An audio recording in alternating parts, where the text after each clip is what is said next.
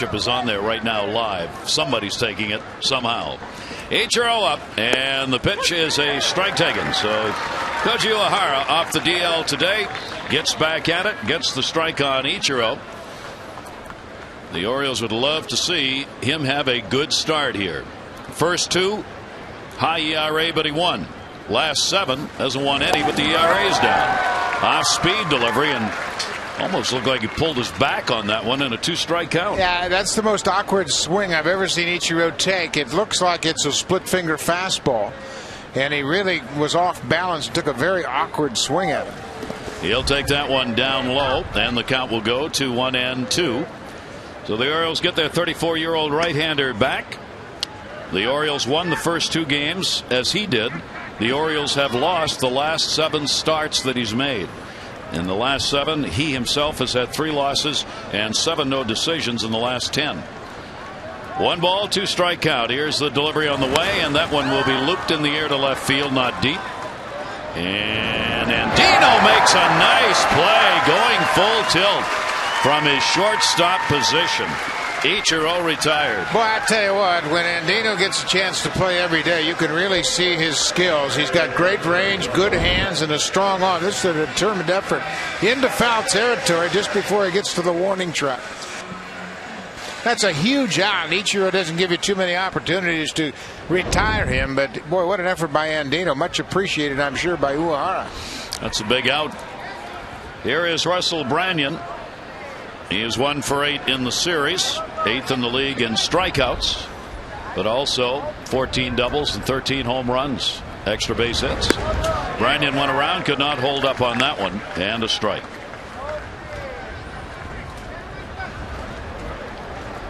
Dave Tremblay said yesterday of Uehara, 75 to 85 pitches, probably 0-1 delivery, but they weren't going to limit it or say he had to go that high. So we'll just see how he pitches, and we'll go along with what the batters are telling us as far as his stuff's concerned. 1-1 delivery, good off-speed pitch, 1-2. I went down and watched Uehara throw his side session in Seattle and really got a first-hand look at the quality of his pitches, and I was surprised at the depth of his splitter. You don't necessarily see it from behind, but it has a lot of late drop to it. Got him. Branyan didn't come close on those swings. A strikeout victim, 2 down here in the first inning. The splitter has been good here in the first inning, and this looks like another one that's right at the bottom of the zone, and Branyan thinks fastball. Out in front of it a bit, you can see his bat is past the baseball before it gets into the hitter zone. So 2 quick outs, and now Beltre coming up. Beltre's got a 3-game hit streak, raised his average to 250. And he will take the pitch inside for a ball. Beltre in the number 3 spot, a 3 for 8 in the first 2 games of this 3-game set. 1-0 delivery. Right-hander slider will miss away, and a 2-0 count. Uehara has walked only 11 in 50 innings, striking out 39 now, with a 1 picked up in this ball game. Opponents hitting 253 off him. Not much difference, right or left-handed. Beltre trying to get one that was up high, 2-1. That's an important pitch for Uehara because he does throw the splitter. It's down in his zone, then you elevate the fastball, and that 88 miles an hour looks 98. It's just a different eye level that the hitters have to try to catch up to and make adjustments on. Beltre will take it down low. You can see Uehara mopping his brow in the first inning. It is 71 degrees, but it is also humid here tonight. And he's not used to pitching in this kind of weather. Used to pitching in domes in Japan. Look, no excuses, but the fact is that's a pretty big difference weather-wise. 3-1, and Beltre's got a base hit. Now, he's got a 4-game hit streak as he has really turned his offensive season around over the last month.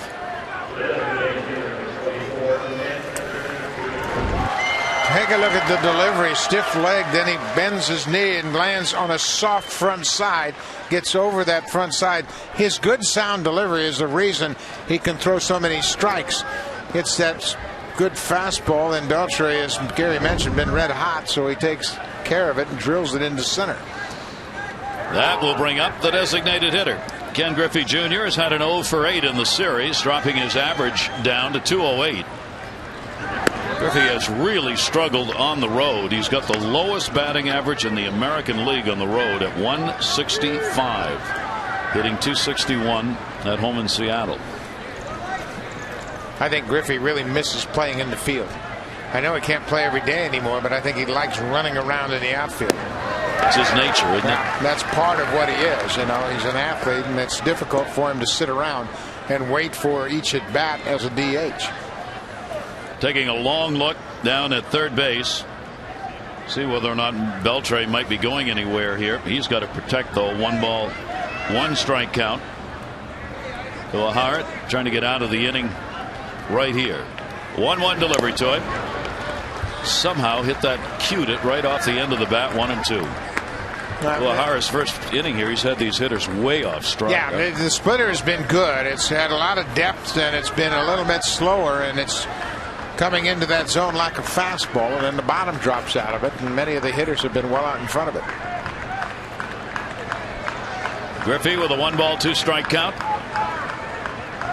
Wigginton, who's playing first, holding the bag on Beltre. Ty getting a start, his 7th at first base, with Aubrey Huff out of the lineup tonight.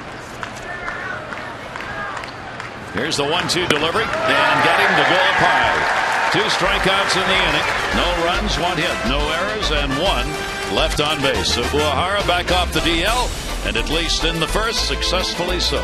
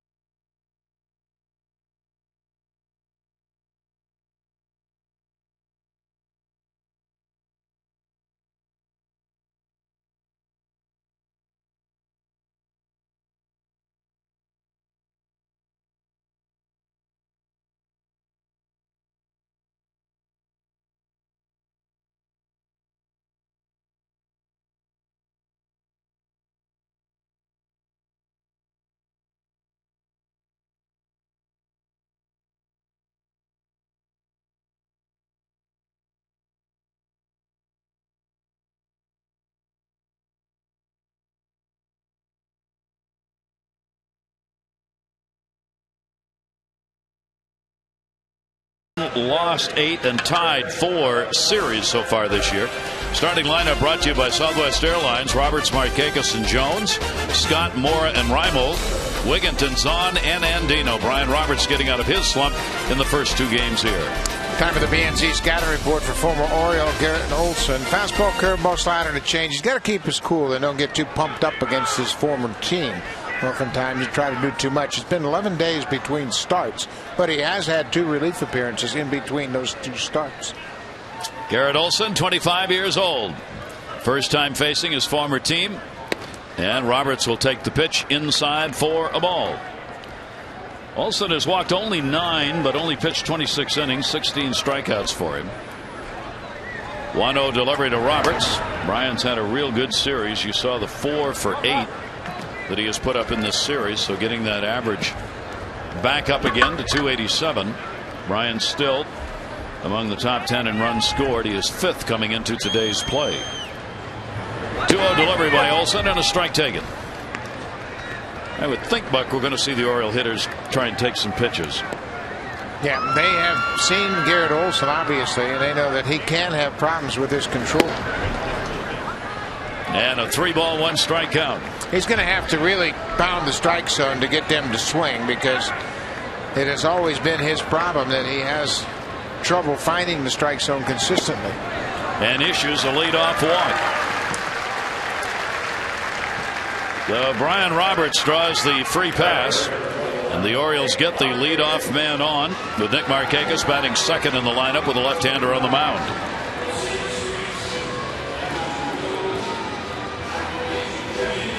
The Orioles a chance to get to Olson early here.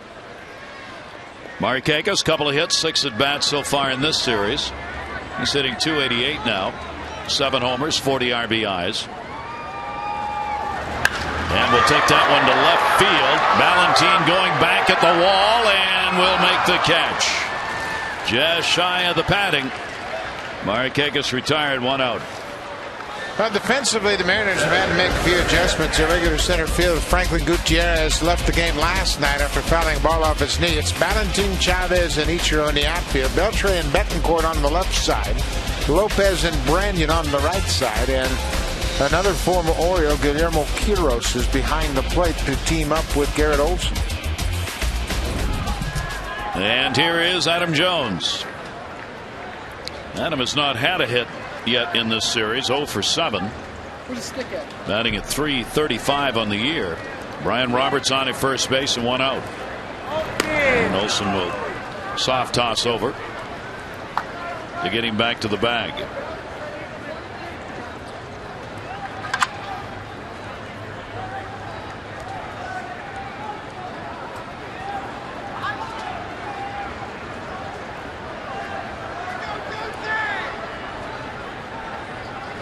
Jones takes the pitch down low.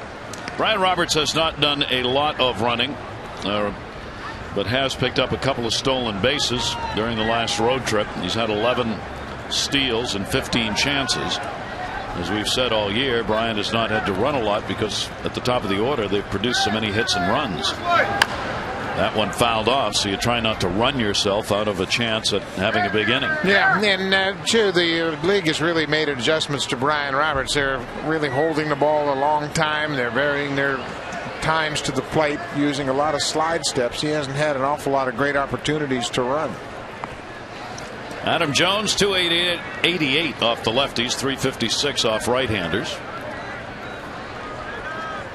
1 ball, 1 strike count. And a timeout taken. That one wanted at the plate by Kiddos.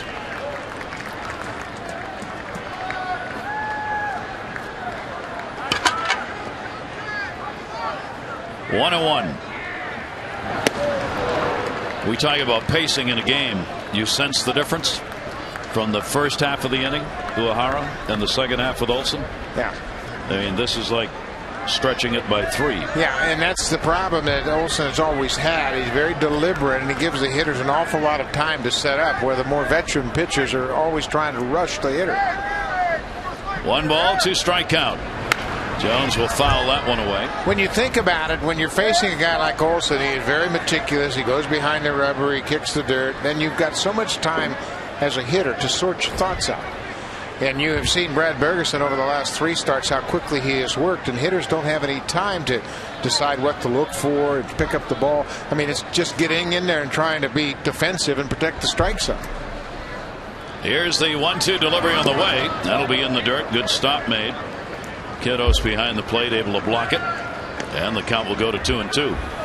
Kind of ironic that you have a battery for the Mariners of former Orioles of recent vintage. Quiros behind the plate and Olson on the mound. Yeah, it's not an accident. If you're going to play Quiros once a week, you're going to match him up with a guy he's awfully familiar with in Garrett Olson. They came through the minors together. Roberts is running on the 2-2. That is in the air to left center field. Going back on it, Chavez at the wall. He's got it. Roberts was already around second. He had to re-tag and bring it in. 2 hard hit balls in the inning, one by Markakis and one by Jones, both long outs. Really interesting. Dave Joust and I were standing at the batting cage this afternoon saying, boy, this ballpark is big tonight. Brian Roberts sees the fly to the ball and thinks, man, that's got a chance to get out of here. And then, oops, right on the warning track, he has to retrace his steps, step on the bag as he goes back to first base. But tonight the ball is not carrying, didn't carry at all during batting practice. Heavy night. Heavy air with all the weather around. So now 2 down. The Orioles got the leadoff man on, but have not been able to move him. And the pitch to Scott is outside for a ball. Designated hitter Luke Scott Olson, left-handers have hit him hard, 308. Right-handers 250. Although the 6 home runs Garrett Olson has given up this year have all been to right-handers. And the 1-0 delivery to Scott. That one in the air. That one to left center field. That one's got good drive way back. And goodbye! Home run. He got it. He got enough of that one and put it in the first row. Luke Scott, his 14th home run. RBIs 34 and 35, 2-0 O's. Yeah, and he's going to go back on the bench and tell Markakis and Jones, let the big guys hit him, fellas. That's a good pitch. Outside corner. Watch how he keeps his hands near his body and just throws the barrel at the ball. Didn't try to go out there and hit it with his upper body. Used his hands and trusted it. Wow. Home run, Scott. Amber. Melvin Mora takes the pitch down low. Amber. Well, Gary, it's funny that just happened because Garrett and Luke were roommates last year. They shared an apartment, and actually last night they were hanging out together in that same apartment talking about what could happen tonight. Luke said it would be hard to keep a straight face as he got in the box against one of his best friends on the team last year, but he told him, look, I'm going to go ahead and take you deep, and I hope you're okay with that, and we can still be friends afterwards. So I hope they still are, but I think Garrett's probably going to get a little bit more serious here. Gary? That one's going to be tested as to what he said, whether we could still be friends after that shot. That is the first home run a left-hander has had off Garrett Olson this season. And a 2-0 lead for the O's, Melvin Mora, and the 2-1 delivery to him. So we continue the Scott Reimold home run derby. They've had the last 13 homers hit by the Orioles. 13. One or the other. 3-1 delivery on the way, and that one in the air left center field. That one to the wall, and that's off the wall. Into second base, sliding Melvin Mora, and he's got a double. He just missed getting one out of here.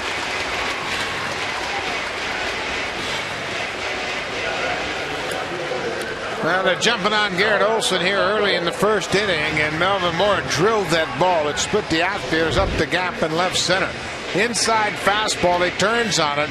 It hits the bottom of the fence and comes back toward Indy Chavez. Melvin thought it might have been out of the ballpark, but he ends up with his 5th double, the 2-out double to left center. Melvin Mora on at second base, 2 away, and here's Nolan Reimold. And he will take the pitch for a called strike. So Nolan, the other part of this tandem,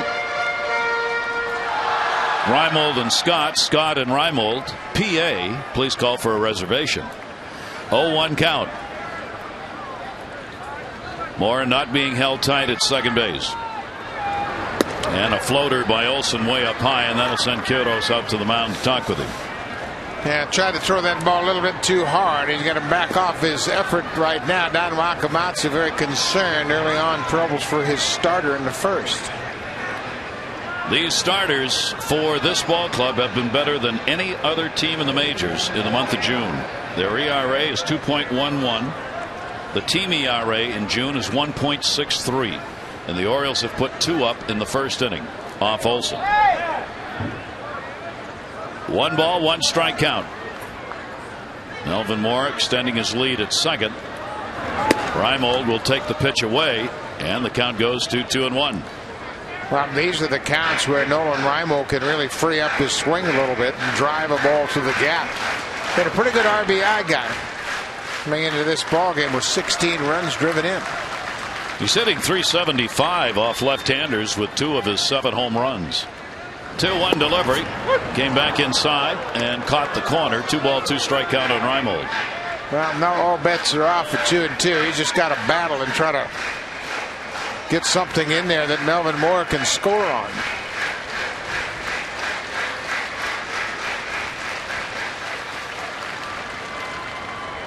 Mora with the double with 2 down, waiting at second. Here's the 2-2 delivery. Reimold will fight it off. That's what Nolan has done very well, and he's had some good at bats where he just have to battle. And one thing that Terry Crowley likes about Reimold is the fact he doesn't commit his swing early. He has quick enough hands that he can stay back, and it's really advantageous with 2 strikes. He trusts his hands to get to the baseball. He doesn't have to incorporate his body and start to swing early. 2-2 delivery on the way, and Reimold will take it. Kiddos has it right under his feet and finds it. Did he go? They check it first. No. That's the other thing he does. Because he can do that sort of thing, he can stay off pitches that are tantalizing, but in the end you don't want to go after, like that pitch right there. Yeah, because he has a lot more time before he has to commit to a swing. He's letting the ball travel. It's pretty good quality to see in a young hitter. 3-ball, 2-strike count, 2 down.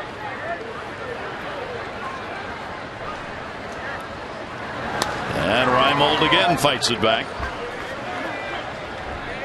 Reimold, 7 home runs on the season. He got his 7th against Seattle on Tuesday. He leads all American League rookies in home runs. Also RBIs with 16. Total bases, he's tied for 3rd, and he's tied for 5th among rookies in hits with 23. 3-2 count. Again, Reimold takes it. Did he go? Check it first. No, he didn't. Well, Reimold earns the free pass. The second watch surrendered in the inning. One has already scored off Olson. Wigginton will come up, but he's going to have to wait a minute. As Garrett Olson in trouble here. Rick Adair, the pitching coach, on his way out. Nothing's changed here. Rick Adair, first-year pitching coach after spending 4 years in the Rangers organization as their pitching coordinator. Out to encourage Olson to pitch ahead again. Pitch aggressively. Very stern but short message from the pitching coach. Just a reminder about pitching ahead, I'm sure. See the numbers he had with the Orioles, 10-13. A very high ERA and 33 starts. And not meaning to be cruel in any way, but this is the kind of game Garrett Olson was having with the Orioles and why he's not here anymore. Ty Wigginton starting at first base in the ball game. Runners at first and second base and 2 down. And Wigginton will take a strike on the outside corner. Big opportunity here, and we have talked about how difficult it is for the Orioles to score runs. Boy, it'd be nice to break one open right here in the first. Wigginton looking for the 2-out base hit. 0-1 delivery to him. Chased one that was well out of the strike zone, and the count goes to 2 strikes. Wigginton a little better against the lefties, 236, than the right-handers at 212. Ty's had only 8 at bats so far in the month of June, just 1 for 8. It is his 7th start at first base. Here's the 0-2 delivery, and swung on and missed. So Olson gets the strikeout, but the Orioles get the runs. Luke Scott delivering the home run with 2 down, bringing Robertson ahead of him, and a 2-0 O's lead.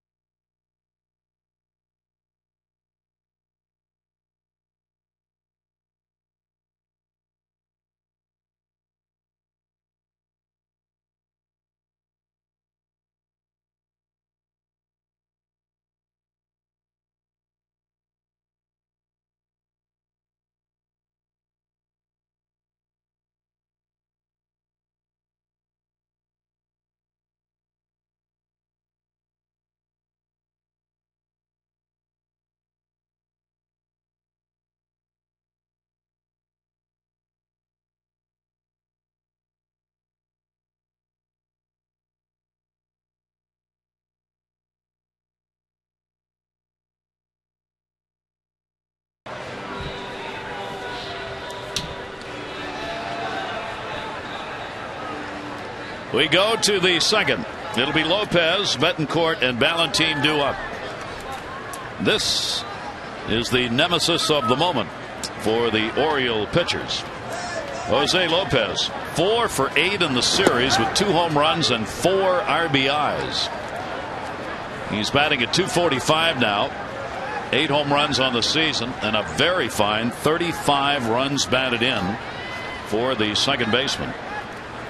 Lopez will take it for a strike. 1-1. In last night's game, he was the guy that did all the damage against Jeremy Guthrie. He solo home run in the second, and then a 2-run home run in the sixth. He had 3 of the 4 RBIs in last night's game. And the pitch will be taken away. Uehara faced only 4 in the first inning. First time he has faced the Seattle team. 2-1 delivery, and that misses down low. 3-1. Lopez recording his 3rd career multi-homer game in that ball game last night, and over the last 11 games he's batting .364 with 5 homers and 14 RBIs, and he puts that one up in the air. Reimold, he's got it. Lopez is retired. 1 down, and we'll check in with Amber.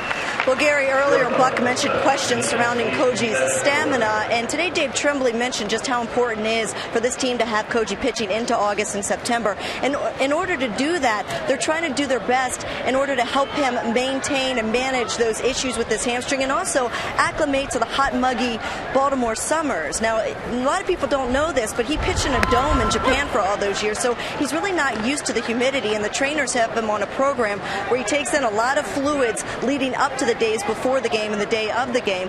Also, though, the team has been very aware of the hamstring problems, so they're going to try to give him an extra day's rest whenever they can, and also try to limit his pitches if they have to. Gary? All right, Betancourt popping out, Wigginton in foul territory. They, as Amber said, they had hoped, they being the Orioles, had hoped all along that Uehara would be able to get that extra day's rest as often as possible, even before the hamstring problem arose again. Now, it's something he says he's lived with for 10 years, but it hadn't bothered him until the DL. Yeah, and it's quite an adjustment. You play in the East Coast or in the Midwest where it's hot and humid. It'll take a lot out of you. And I can remember Ramon Hernandez, his first year here after playing in Oakland and San Diego, really took a beating in August and September. An entirely different climate that you end up playing in. And as anybody knows who lives here, I mean, just going out, being around in the hot weather, if you're out doing errands and stuff, it can wear you down. 0-1 count. Not former catchers, of course. They don't get worn down by anything, but the rest of us do. A 1-1 count on Ballantine. Getting out of the car, I've got to sit down. You too.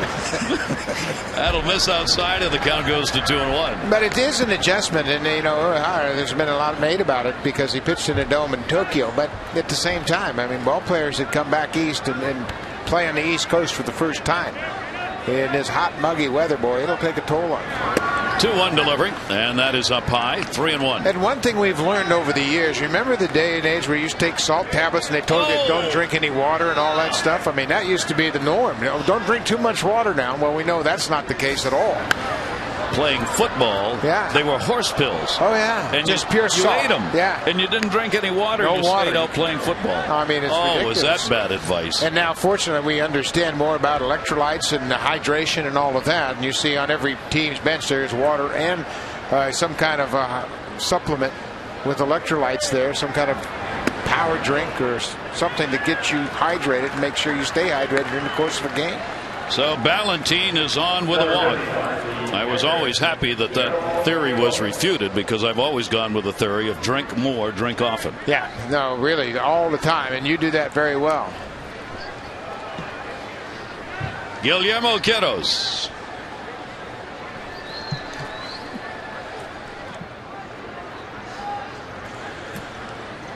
Runner on at first base and 2 down. First walk by Uehara in the ball game.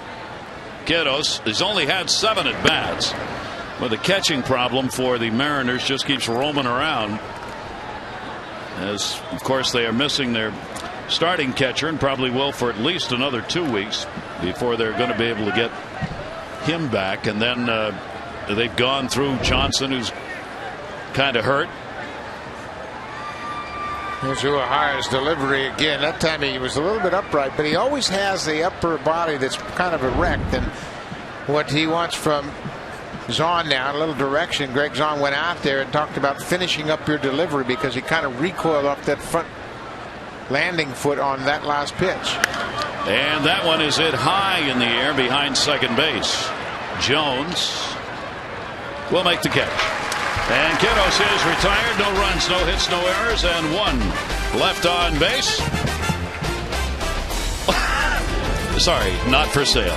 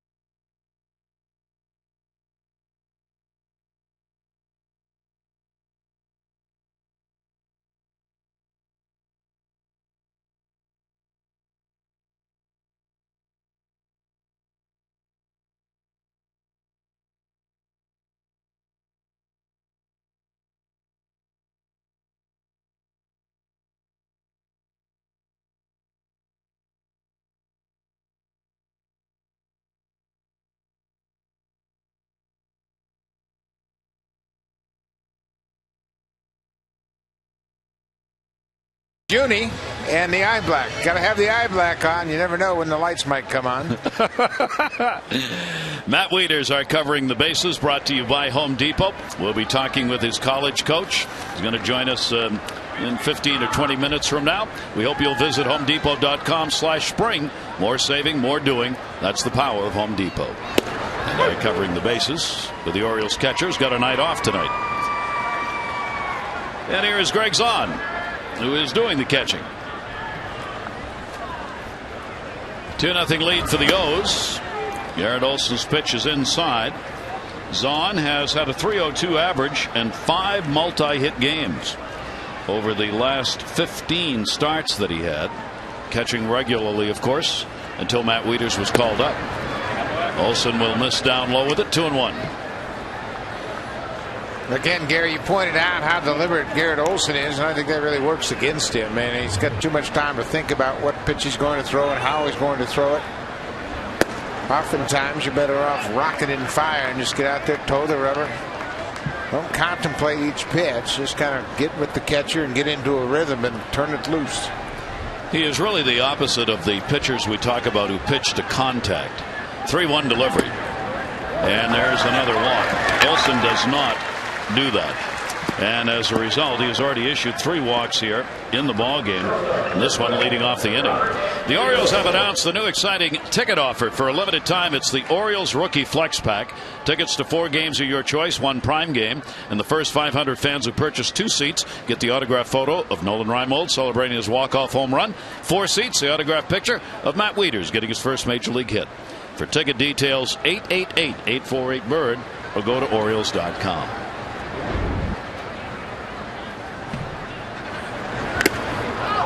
Big cut right off the mask of Kittos, and Dino ripping at that one. And you can see the umpire out in front of home plate to give the catcher some time. That ball hit him right on the top of the forehead, and that batting helmet certainly saved him. You can see Brian O'Nora making sure he's okay, gives him a little bit of time to regroup. And somebody from the Oriole dugout was helping him along as he looked over. I heard it ring all the way over here. Dave, that hurt? Can you still hear us? One strike count. Zahn on at first base. Infield double play depth. Beltre even with the bag at third. I mean, there is a possibility Andino would lay down a bunt here to try and move him up. He hasn't had a sacrifice this year, but Andino's been hitting the ball pretty well in the starts with his tourists out. Batting at 237 now. A high-speed delivery, swung on and missed. 2 strikes to him. Boy, Andino has certainly played well in the field. Dave Tremblay last night talking about Andino suggested that he's not an extra player. He's playing like a regular. And with that he means he's showing a lot of range, confidence in his hands, and a very powerful, strong, accurate arm. Here's the 0-2 delivery on the way, and he swings and fouls it back. Talking about the Oriole offense and the desire to get this thing going and have a big game, especially here. The Orioles have not scored more than 4 runs since they got 7 on May 29. And that's a long time. They've had just 14 runs in the last 9 games. That's a run and a half a ball game. And 6 or fewer hits in 5 of the 9. Way inside to Andino. And a 1-ball 2-strike count. Olson trying to pick his way through the lineup here, literally, by spotting these pitches. Scott had the home run in the first inning. Here's the 1-2 delivery.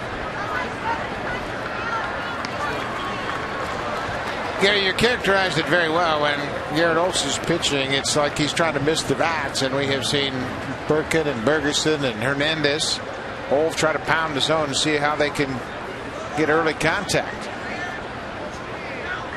2-2, short lead at first. And that's going to be a base hit into right center field. Ichiro will pick it up. Zahn will stop. There's the dying quail version of a single, and the Orioles have the first 2 on here in the second inning. Well, it's been important, and we always talk about the bottom of the lineup getting on base and turning the lineup over, especially with no outs. Zahn gets the leadoff walk, Andino a 2-strike flare into right field. And now you got the top of the order where you can really do some damage. Brian Roberts will stand in. Drew a walk and scored his first time up. Kiddo's putting on the defensive signs for the infield. Beltre is going to stay in at third base. A step on the grass, and Branyan right off the cut of the grass at first. Or Brian Roberts. Runners at first and second, and nobody out. And that is taken for a strike. Brian has grounded into just 1 ground ball double play this season. And as far as sacrifices are concerned, none. 0-1 count on him. Olson looking to second. Roberts trying to go to right. And puts it into the seats on a 2-strike count on him. Yeah, you can see how balanced Brian Roberts is at the plate. He's pretty confident. You can see the ball out of Olson's hand. Didn't put too much effort in that swing because he was right on it. Just a little bit back in the zone. That's why it was into foul territory. But it looks like he's seeing the ball very well out of the left-hander's hand. Zahn the lead runner, and Andino on at first. Roberts has a 1-point differential batting right or left. 288 right-handed and 287 left. But all 6 of his home runs have come from the other side, batting left-handed. 0-2. And Roberts lifts that one, and it's curving, and it is foul at distance, not direction. Well, you can see when a hitter is seeing the ball well, a little bit of a smile right there. There was out in front of that one. But he hits the ball away from him down the right field line, gets the ball inside, and was out in front of it and hooks it into the seats down the left field line. Roberts with an 0-2 count still. Zahn off second, Andino off first. And Brian will take that one to center field. Chavez back Runner tagging at second is Zahn. Throw comes into second base. Roberts retired on the fly ball out, but Zahn moves up. First and third now with one down.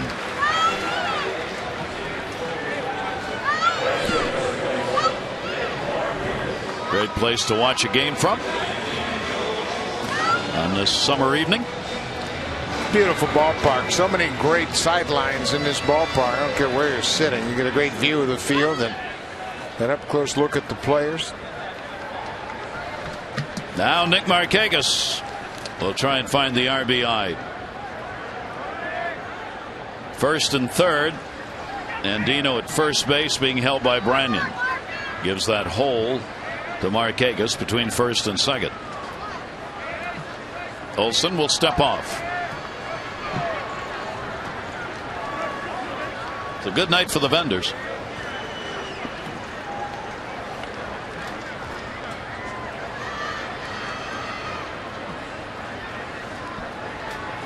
Markakis waiting on it. A breaking ball that will miss outside. Markakis flied out to left field. His first time up. Not only do the fielders obviously get back on their heels when you have someone like Olsen who is so slow, hitters too have to be careful not to get lulled to sleep. 1-0 delivery. Breaking ball again on the inside corner, this time 1-1. You stand there for so long doing nothing. Buck was talking about how you use that time to process what you're doing at the at-bat, but sometimes I would think it gets so long you kind of just stop thinking. Especially if you get into your stance and you're holding that bat there waiting on Olsen to throw you a pitch.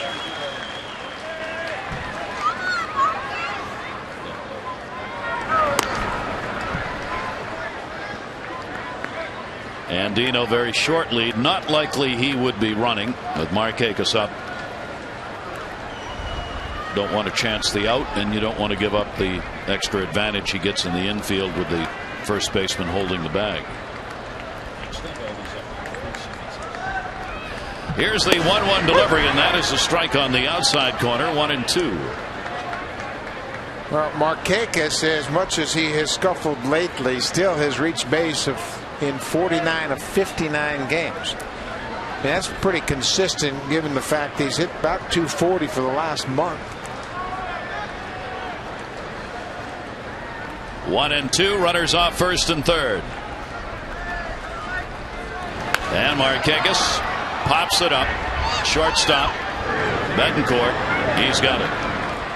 So Markakis is retired. And there are two down. Still runners at first and third. And tonight's leaderboard is presented by Firestone, a tradition of innovation. Average with runners in scoring position. Adam Jones 425 ahead of Kevin Youkilis. Dustin Pedroia has improved dramatically. Then you have Guillen of Kansas City, and then there are two players tied at 364. But Youkilis and Jones both over 400, with Adam Jones leading the pack. One of the many leaderboard positions for Adam Jones. Fifth in average coming into the ball game today. First and third now, two down. Another big chance. Trying to open these doors offensively. The Orioles left two on in the first inning. Two more on here. They've not been able to put a run across. Jones looking for his first hit in the series as he is 0 for 8.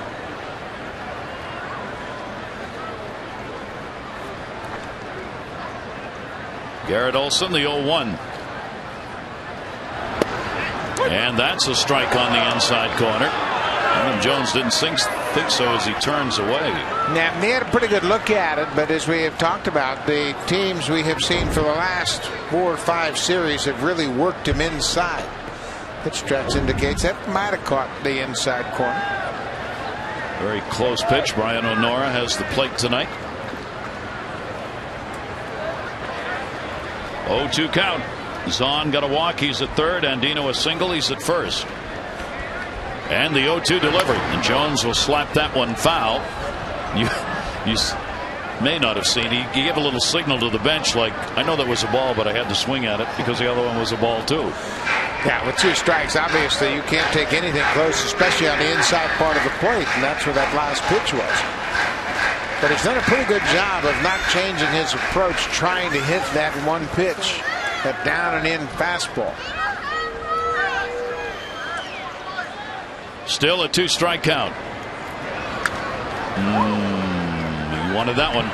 Tried to jump on it and fouled it right straight back. It'll stay at 2 strikes. He just missed hitting a home run in his first at bat. He drilled the ball toward left center, and it kind of died on the warning track, but it really came off his bat very well. Endy Chavez ran it down on the warning track.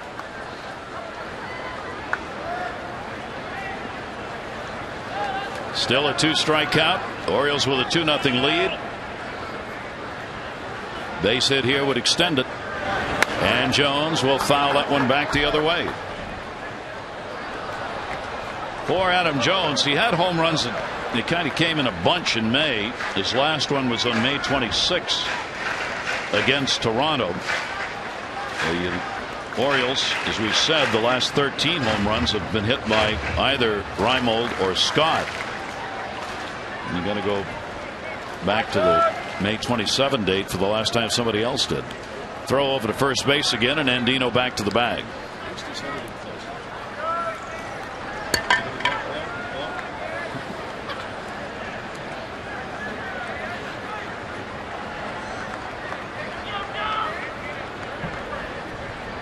Jones battling here behind in the count with 2 strikes. And he takes that one to right field. Ichiro going back, warning track wall, and he's got it. Ichiro reaching up to haul it in. The Orioles got the first 2 on and leave them on a 2-0 lead.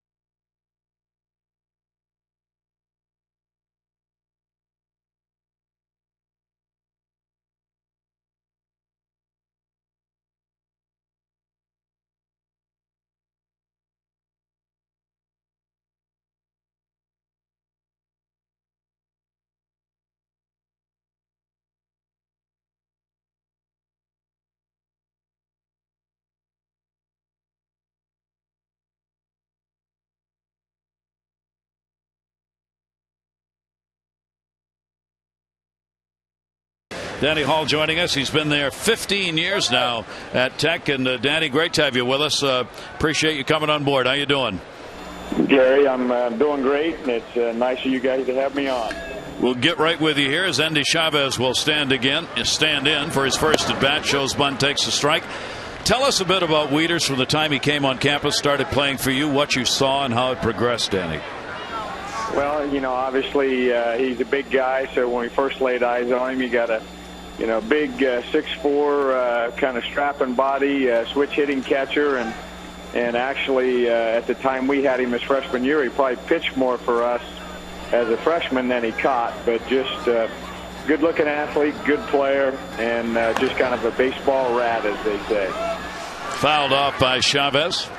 Danny, switch hitting catcher from Georgia Tech. That sounds familiar. Obviously, Jason Varitek was a guy that had a lot of success with you and has gone on to be an all-star catcher for the Red Sox. How much did that have to do with Matt's coming to Georgia Tech, the fact that you had Varitek before there?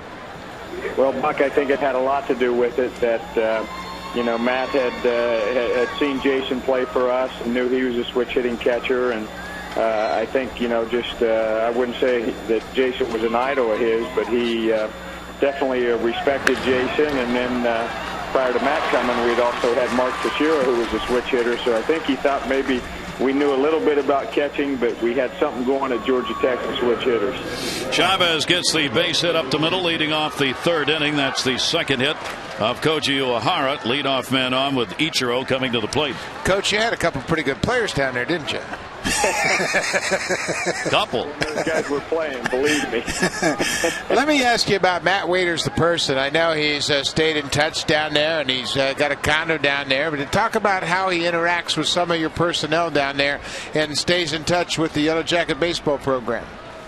Well, Buck, he does. He lives in Atlanta in the off season, and his wife actually ran track at Georgia Tech, so they spend the off season there. But every day he is around our ballpark and around our players, and he's just one of those guys that is always trying to get better and just loves the interaction of his teammates and loves being around the baseball field. Ichiro popped out his first time up. He'll take that one foul left side. And you know what? He's a kind of caring guy. Tell us about his offer to your baseball manager and how he's kind of opened up his house to him. Well, he has. Our manager, Josh Smith, is living in the condominium for the summer, so he's living rent-free, and awful nice of Matt, certainly, to let him do that. And you know how those baseball managers are. They don't get paid a lot of money, and sometimes they have thankless jobs, so it was nice of Matt to offer that to him. Danny, I had to ask you about the change from the pitcher, who was a closer and a good one, threw hard, to the catching position. How did that go about? How did that take place, and what were your thoughts on it? Well, he came in. We recruited him because we needed a catcher, and but when he came in, he kind of did both for us. And as he got older, we needed him more for his catching than his pitching, and it kind of became obvious that at the next level he was going to be a catcher. And so we just felt like we needed to catch him more and try to get him ready for what he's doing now. Danny, you've had so many great players there. Talk about Matt Wieters' ability to step his game up when you guys got into a big game situation. Well, I think that was the thing, Buck, that just stood out all the time with him, is that when we were playing in the ACC tournament or playing in the NCAA tournament or regionals and things like that, he always was a guy that you could count on and had some of his biggest games in those games. It is starting to pour here at Camden Yards. Fans are moving. A 1-ball, 2-strike count on Ichiro, and he takes the pitch outside for a ball. Danny, what's he going to be at the major league level? You've seen enough guys at the college level and at the major league level. How good can he be? What do you think? Well, I think he's going to be an all-star, and I know that's high praise for somebody who's just starting to play, but I think he has the ability, and I think he definitely has the mental makeup just to be a great player for a long time.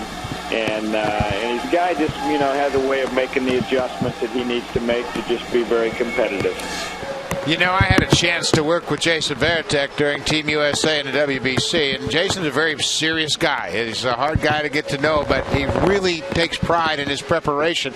I see some of those qualities in Matt Wieters already, the fact that he takes a responsibility behind the plate. Danny, I got to tell you, it looks like he's been catching in the big leagues for 10 years in the short time we've seen him. Well, Buck, that's high praise coming from you. And, I kind of feel like he's one of those guys that's always going to be prepared and take a lot of pride in calling the game and being a good catcher back there. And, the fact that I think he's also going to hit at that level is just an added bonus. But that's high praise coming from you. Danny, we really appreciate you taking time to join us and talk about Matt Wieters, and we wish you all the best at Georgia Tech, where you've got a great program going and continues to be one of the best in college baseball. Great to talk to you. Same here, Gary, and thanks for you guys having me on. You take care, Buck. All right. Thanks, Coach. Take care, guys. So, as you see, the rain coming down hard, and Gary Cederstrom, the crew chief, calling for the grounds crew to put the tarp out. So we are going to have a delay here in the third inning with a runner on and Ichiro at the plate. Our covering the bases will continue, as we'll continue with this ball game as soon as we can get it started. We're going to be right back. Orioles have a 2-0 lead.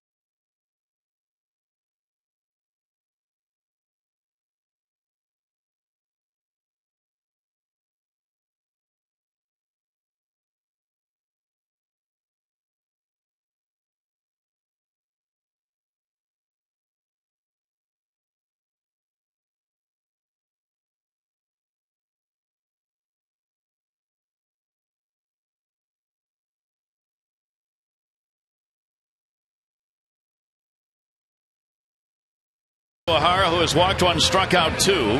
The Orioles got the lead in the first inning. Brian Roberts led it off with a walk, a home run by Luke Scott. Garrett Olson, the starter, the former Oriole, against Uehara in the ball game. There are the numbers so far. See, Garrett Olson, over his 2 innings, he gave up the 2 runs early in this ball game, a 2-run home run to Luke Scott to the opposite field. And Ichiro, he was retired in his first at bat on a great defensive play by the shortstop Robert Andino down the left field line on a pop in foul territory. You saw Andy Chavez at first base. 2-2 delivered to Ichiro. Takes the ball to right field on the first pitch after the delay. Markakis up and can't get it. Runner had to hold up. Over to third base, Chavez. He'll be stopped there. And Ichiro delivers a double. On the very first pitch after the rain delay, Ichiro continues to do what he does best, and that's hit the baseball. 12 doubles. Trying to go away. Look where they miss, all the way across the plate. And Ichiro, he doesn't miss it. Great balance, great extension. Every once in a while, he'll put a charge into one. Markakis has got a beat on it, reaches up high and just misses the ball as he crashes into the wall. But the base runner, Chavez, had to wait and make sure the ball was safely on the ground before he took off, so he had to stop at third. 27-minute rain delay, greeted by that double of Ichiro's. Now second and third, still nobody out. Russell Branyan is going to get a base hit and tie the ball game, or make it a 2-1 ball game, as Ichiro will stop at third. So the bats alive for Seattle after the rain delay. RBI picked up by Russell Branyan, and a 2-1 ball game. Ichiro went back to the bag at second before he took off, so he had no chance to come around. Yeah, he had to make sure this ball is safely into center field. It's just a little flare off the end of the bat, and see how the defense has played to pull, and he really crosses up the defense, just strokes the ball into center field. Chavez jogs in. Ichiro can only move to third base. Credit Russell Branyan with the RBI, his 27th. First and third, still nobody out. And here's Beltre, who singled. And he takes that to the hole. He's got a base hit, and the ball game is tied. Boy, what a turnaround as the Mariner bats come out going after the first pitch delivered to all of these hitters since the rain delay. Beltre gets the RBI. He's 2 for 2, and the ball game's tied at 2. Well, they went inside, and whatever they did, it worked, because in the rain delay, 27 minutes, they must have taken a little extra batting practice, because Ichiro hits a double. He comes in to score the tying run. They have jumped on first pitches throughout this inning, and they have put 3 straight hits back to back to back, and now it's a tie game.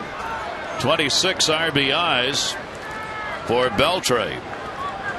Uehara, coming off the DL to make the start, had gone through the first 2 innings, giving up just a hit and a walk. And there's still nobody out. Griffey Jr. will take the pitch. He was a strikeout victim his first time up. Kevin Bass is in the bullpen for the Orioles. Uehara with a 1-0 count. Griffey 0 for 9 in this series, hitting at just 206. And Uehara away, 2-0. You know, obviously during rain delays, pitching coaches are concerned about how much time his starter has shut down. It really wasn't that long a time. Generally, you get up to 45 minutes, close in on an hour. Then you start to consider taking the starter out of the game. But this should not be a problem for Uehara. 2-0 delivery on the way. Foul back and a big cut by Griffey Jr. And a 2-ball 1-strike count. There's Brian Bass. Boy, has he been a savior. A guy that can come out of the bullpen and give you multiple innings. He had a tremendous outing last Sunday in Oakland in relief of Jeremy Guthrie, or actually Rich Hill on Sunday. He came in the first inning and pitched 4 1/3 innings of 1-hit shutout relief. 2 runs, 5 hits, no errors for the Mariners. The Orioles 2-3-0. Griffey on the off-speed delivery, swings and misses. 2-2. So Uehara stake to the 2-0 lead early. Has seen that disappear quickly in the third. This is that great split finger pitch that Uehara throws. Bottom falls out, just disappears from Ken Griffey's sight plane. He struck out on a high fastball in his first at bat. Let's see where Uehara goes this time. Runners off first and second base. 2-2. That one down to first base. Handled by Wigginton. There's one. Uehara getting over to cover. Nice play. No. And an argument and a look. Good play by Wigginton to get Uehara's attention to make sure He remembered Branyan was over there at third base looking at home. Going to be an argument here. It looked as though Field and Culbreth said it pulled him off the bag. That's what it looked like, he said, because he pointed down. Not sure. Well, good play by Wigington. It goes to the inside of the bag. Andino clears the base runner, and the return throw, you can see Uehara just stepped over the top of the bag, and then when he reached back for it, clear indication to Field and Culbreth that he had missed it initially. No contact there, and then he reaches back for it after the fact. Good call. And then while that was going on, you see Wigington saying, remember, you got Branyan at third. Well, one of the all-timers was David Cohn, and the Mets. He got in an argument at first base, and 2 runs came in to score. But he was going to prove his point. He was so upset that no one could talk to him. He was just up and down hollering at the umpire, and the people were screaming at him. They're going home, they're going home. He never heard a word. No, he was so locked into the argument. 2 guys came around and scored while they argued. Now first and third, only one away. A 2-2 ball game. Griffey reaches on the fielder's choice. Here is Lopez, and he'll foul it away. Jose Lopez flied out his first time up. He has the 4-game hit streak, and he has done real damage in this series with a 4 out of 9, 2 home runs, and 4 RBIs for Lopez. 2 home runs for the Mariners in the win over the Orioles, the second multi-homer game last night for him, fouled off. He's only the second Mariner second baseman to have a multi-homer game. Who was the other? Brett Boone. Brett Boone, ladies and gentlemen, we have a winner. Yep, Brett Boone had some years up in Seattle as part of that 2001 great team that won 116 games. Brett Boone had 9 multi-homer ball games playing for Seattle. Jose Lopez, an 0-2 count to Uehara. Runners at first and third, 1 out. And a little 9-iron just to keep the at-bat alive. Fouls it off. It'll stay at 2 strikes. Jose Lopez has been a real thorn in the Orioles' side, as he had a 3-double game in the series out in Seattle in the middle game on Tuesday. That game against David Hernandez, the starter, had a 2-run double in the first inning. It really broke the game open and get the Mariners off and running. Lopez waiting. Fouls it away. On the season for Lopez against the Orioles, he's had 7 hits and 21 at bats, 2 home runs, and 7 RBIs scored in this, the 6th game these teams have played. Don Wakamatsu's team has a 3-win, 2-loss advantage in the series so far.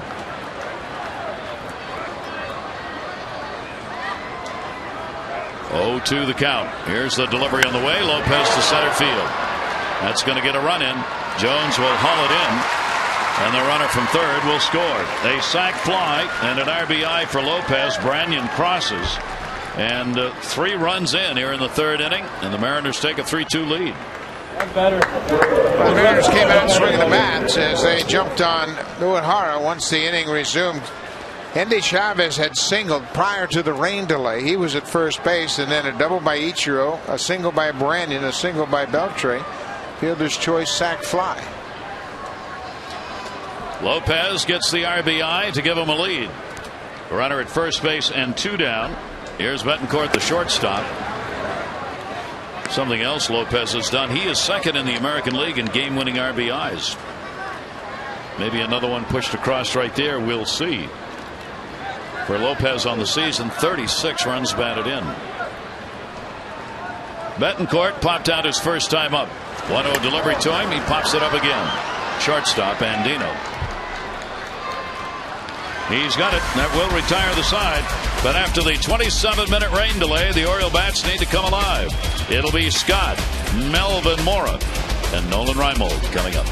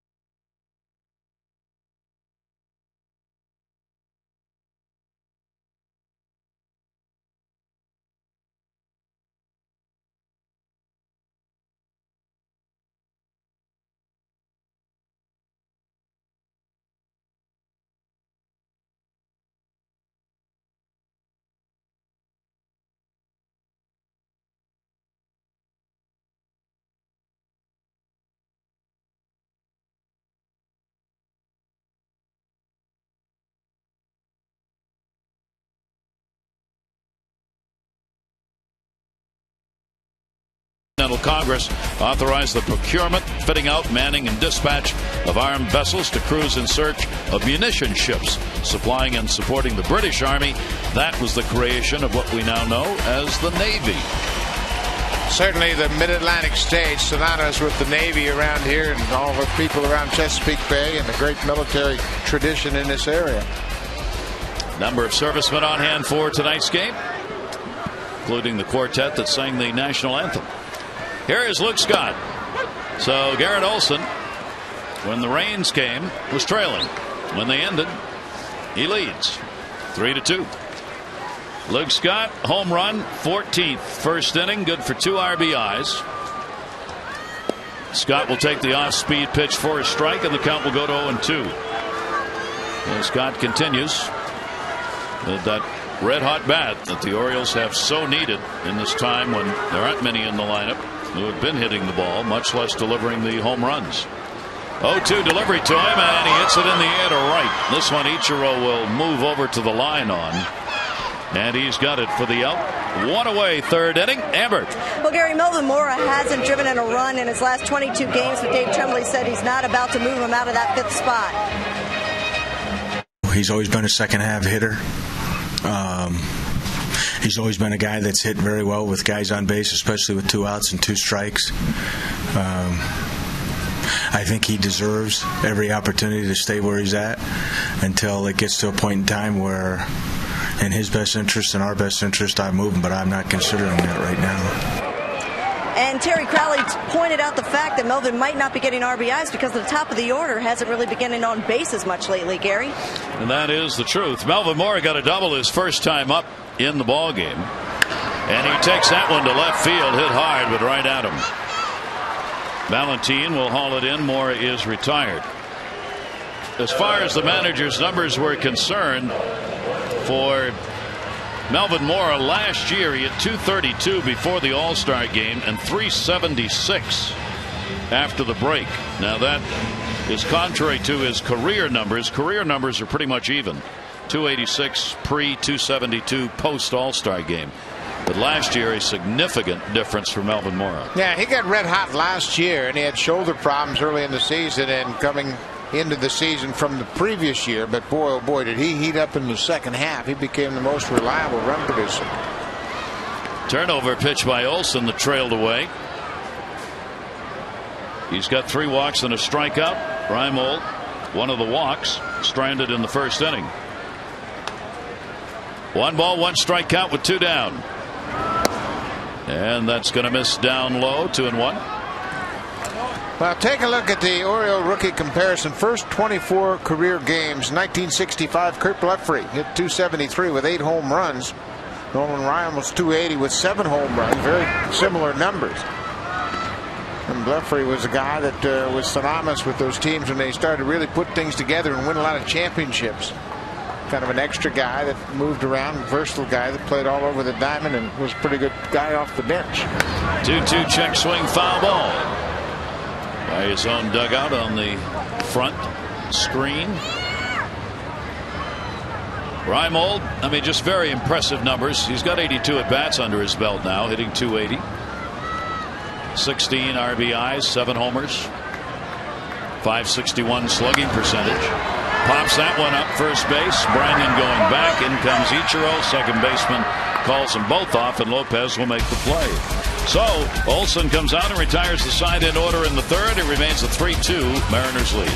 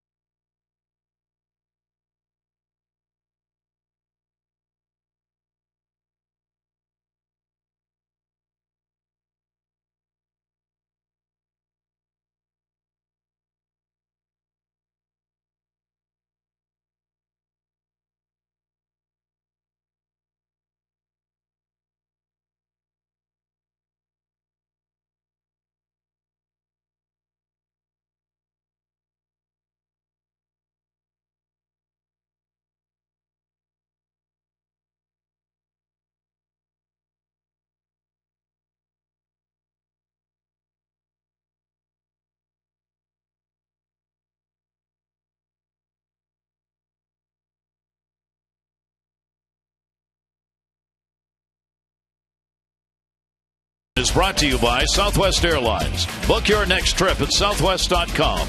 And by PNC. PNC leading the way.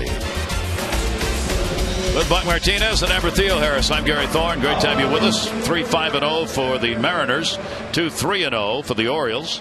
As we go to the fourth inning, 27-minute rain delay in the third, from which Seattle came back and immediately put up 3 runs on the board. Uehara. Valentin will take the pitch for a strike.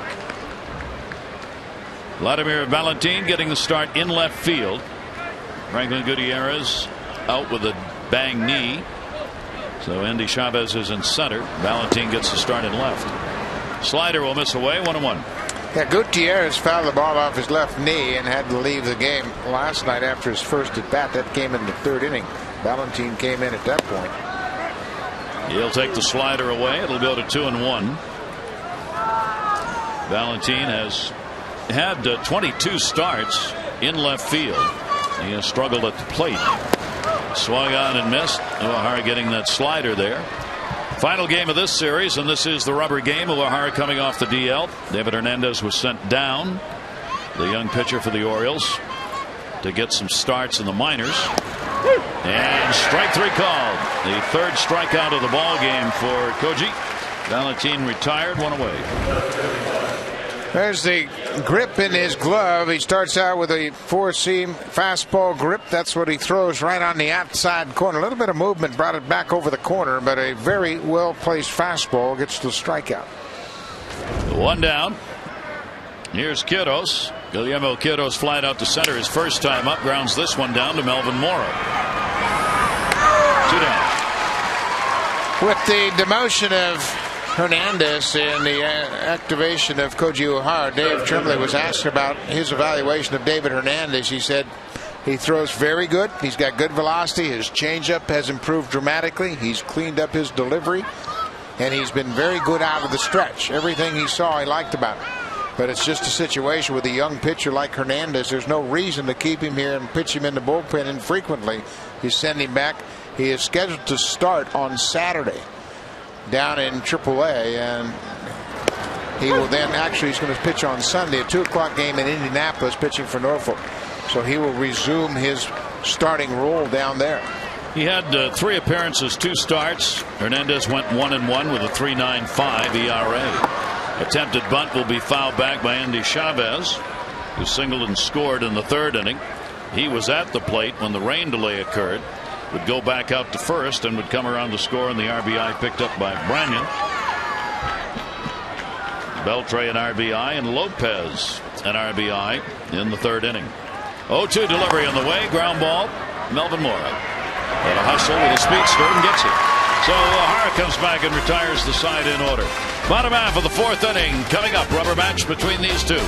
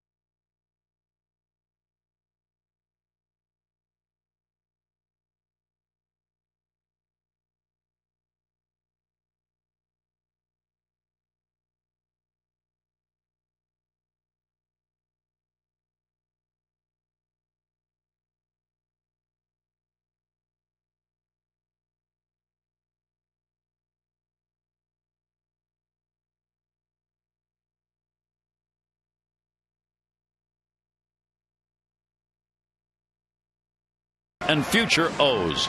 You can pick up your copy at the ballpark, only $5. Purchase a season subscription online at Orioles.com.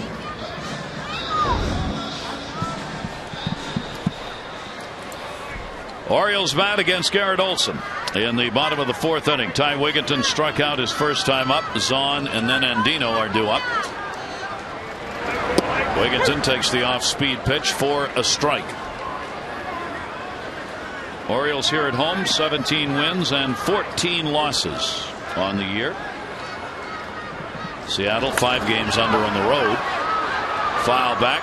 Orioles have tough ball games coming up on a big homestand, as the Atlanta Braves will be coming in for a 3-game set, and then the New York Mets.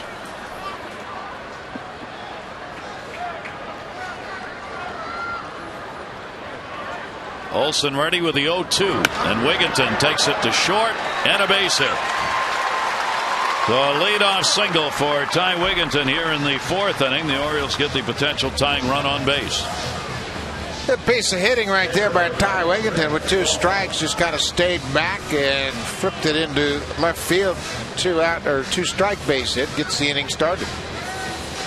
Now Greg Zahn, who drew a walk his first time up. 3 walks have been issued by Olson, but only 1 has scored in the game. Zahn at 205 on the season, a homer.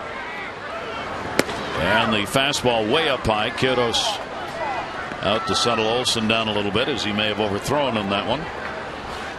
Switch hitter. Orioles catcher tonight, 229 right, 195 left. 1 home run, hit left-handed.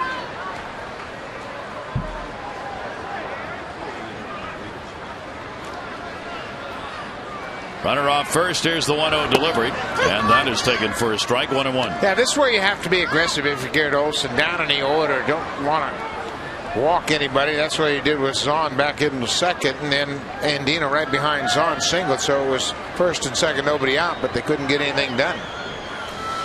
1-1 count, throw over. Orioles leaving 2 on in the 1st and 2 more on in the 2nd inning, as the Orioles got the first 2 on in that 2nd and did not put a run across. 1 ball, 1 strike count.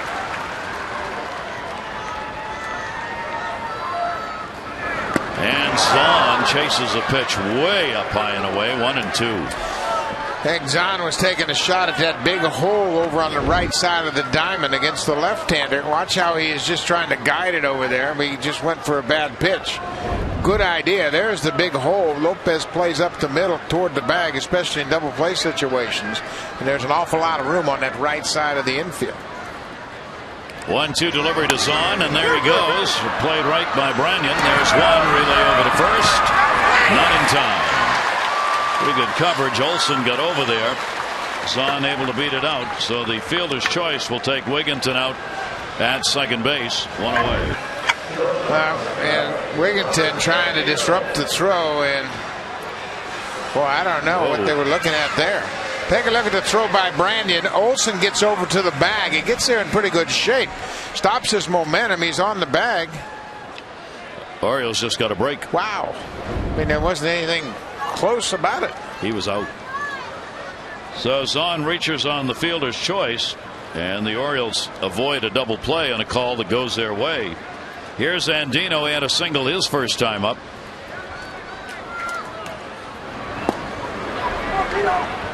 Ugly cut, strike 1.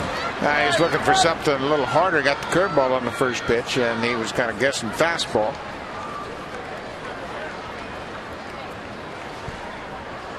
Garrett Olson, the former Oriole, trying to mix it up here. It's only his 4th start. He is 0-1 with an ERA of 4.39. Here's the 0-1 delivery. In the air, center field. Straight away, Chavez. He's got it, and there are 2 away. Tomorrow, one of the most popular Oriole Park promotions will return. The first 25,000 fans, 21 and over, will get that Orioles floppy hat presented by Miller Lite. It's got the new Oriole bird logo on one side and the O's cap logo on the other. So don't miss it. 888-848-BIRD, Orioles.com for tickets. Floppy hat night coming up tomorrow with the Braves in town. Brian Roberts has walked and flied out. He has scored a run. 2 down, runner at first base. Roberts takes that one to left field, coming hard. Ballantine diving, can't get it. Over to third base. Will you wave him home? Zahn is slow. Ball picked up into second base. Roberts. It'll be a double. Well, I tell you what, Ballantine made a valiant effort, and watch how his glove gets ripped off his hand as he rolls over the top of it. I don't know if he hurt himself, but boy, that's a great way to roll over that wrist. He is lucky if he didn't hurt himself on that play. Kept it in front of him, so Zahn can't score, but what an effort on that sinking liner in front of him. So the Orioles get another chance getting people on base, but have not been able to come up with the big hit except for Luke Scott's home run in the first inning. Second and third, 2 down again, and Nick Markakis, who popped out his first time up. Markakis came up with 2 on in the second inning when he popped out. Flied out in his first at bat. 2 down. And that is in there for a strike. Nick is 10th in the league with runners in scoring position, hitting .391. However, with 2 down, he's hitting .200. He's had 2 hits and 10 at bats with runners in scoring position and 2 away. 0-1 count.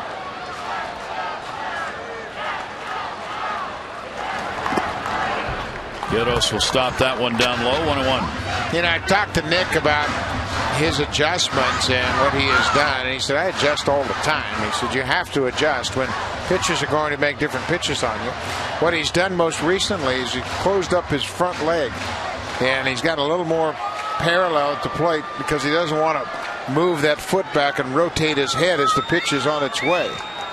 But he'll make a lot of different changes until he finds that stroke that works. Olson takes a little too long. Markakis will back out.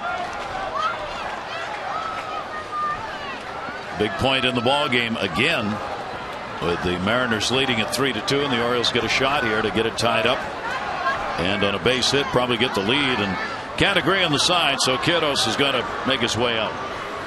Yeah, just to make sure there's no hesitation and no doubt when Olson finally decides on a pitch. Atlanta Braves coming in, lost a day game today to Pittsburgh 3-1. They're probably already in town. Soriano took the loss in relief. Caps got the win. 2 runs, top of the 9th inning for Pittsburgh, gave them the 3-1 victory. Young homered for Pittsburgh in the ball game. There's the lineup coming up. Birkin, Hill, and Bergeson will go against the youngster Hanston.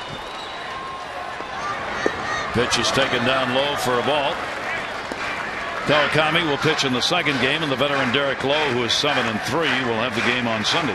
Yeah, Tommy Hanson, a very ballyhooed prospect, 6'6", big right-hander with powerful arm, was leading the International League in strikeouts. He will be making his second major league start. Markakis down to first, just missed, but did. And a 2-ball, 2-strike count.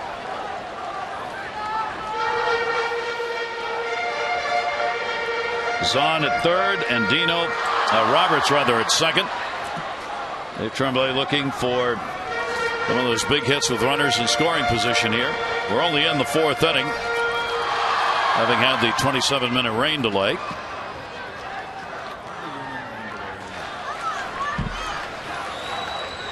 Markakis ready again on the 2-2. And he takes out to left field. Ballantine has it. Orioles retired, no runs, 1 hit, no errors, 2 more left on base, 6 left on in the ball game. 3-2 M's.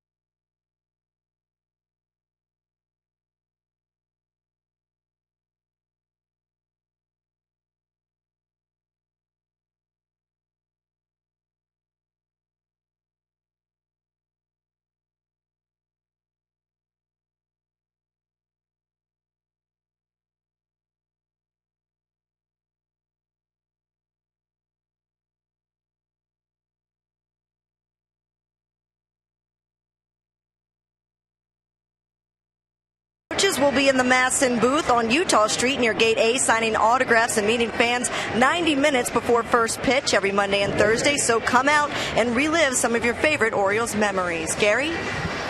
Bill Stutka's running that program with the alumni group. It's a great chance to meet players, and you don't know who you're going to be seeing when you come to the ballpark. They do not make the announcements in advance. They don't want the visitors to have time taken up by just autograph collectors. They want the fans to have a chance to get to see the players. So without the announcement in advance, that keeps some who would come just to get 100 things signed at once. Here is Ichiro. Someday he'll be making appearances for 2 hours to sign autographs for about 50 or 60 grand a day. Probably can do that right now. Probably does that right now. Exactly.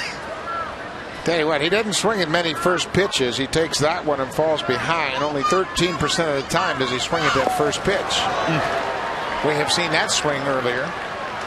That's the split finger pitch. In his first at bat, he took a wild swing, and watch how he loses his balance here.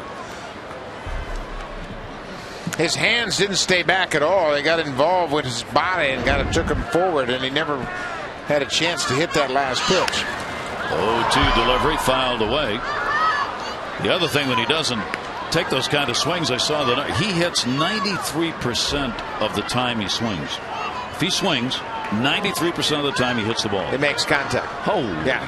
Jeez. 0-2 count on him here. That one hit in the air to right center field. Jones is playing the other way. Long run. Not going to get it. Ichiro on his way to second. Ichiro's going to make the turn. He's on his way to third. There'll be no throw. It is a stand-up triple in the matchup of Ichiro and Uehara. Ichiro right now with a double, a triple in 3 times up.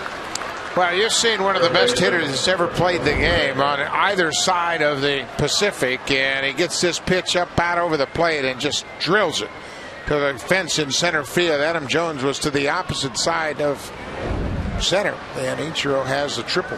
Continues to do against Baltimore what he's done in his career. He has the highest average ever against the Orioles, batting .371 coming in, and in this ballpark .387 coming in, the highest average of any ballpark he hits in. The infield is drawn in. Russell Branyan, 6 hits on the board for the Mariners and a chance to increase their 3-2 lead. Yeah, this is a tough defensive alignment for the Orioles with Branyan, who hits the ball so hard, and you've really minimized your range, but you've got to do it. And Branyan will get the run in easily. Fly ball, Nick Markakis. Ichiro will tag. He'll head in, and there's no play. So the second RBI of the ball game for Branyan on the sac fly, and it's a 4-2 Seattle lead. Well, Branyan's delivered twice tonight. Just had good at bats. He had a little single into center field back in the third inning, part of that 3-run 4-hit third. And here he delivers some insurance to give them a 2-run lead. So Don Wakamatsu's strategy paying off in this game. Beltre up with the first 2 hitters. He puts his best 2 together at the top of the order. He's been doing that for about a week now. And Ichiro has been on 2 out of 3 times and scored twice. Branyan has driven in 2 runs, been on 1 and scored 1. Beltre backhanded Mora and got him for the first time in the ball game as Beltre had 2 singles. He is out of there, 1 down. Adam Jones, Nick Markakis, both in the running for a starting position in the All-Star game. Ed Cesar Torres, the shortstop, as well. You can vote for your favorite Orioles and vote orange and save green. You can do it at Orioles.com, and if you vote the maximum 25 times, you get a free upper reserve seat to any non-prime O's game after the break. So we hope you'll go on and vote. Orioles.com/vote orange. Brian Bass up for a second time tonight, and you got to believe that Uehara is getting close to the end here. That was his 74th pitch of the ball game. Koji Uehara coming off the DL, as we said, to start in this game. Pitch is taken inside. His last start was on the 23rd of May. He has not won a ball game since his second start of the season on April 13. That pitch is taken for a strike, coming in with a 2-3 record, with the team coming in with a 2-7 record in the 9 starts he's had.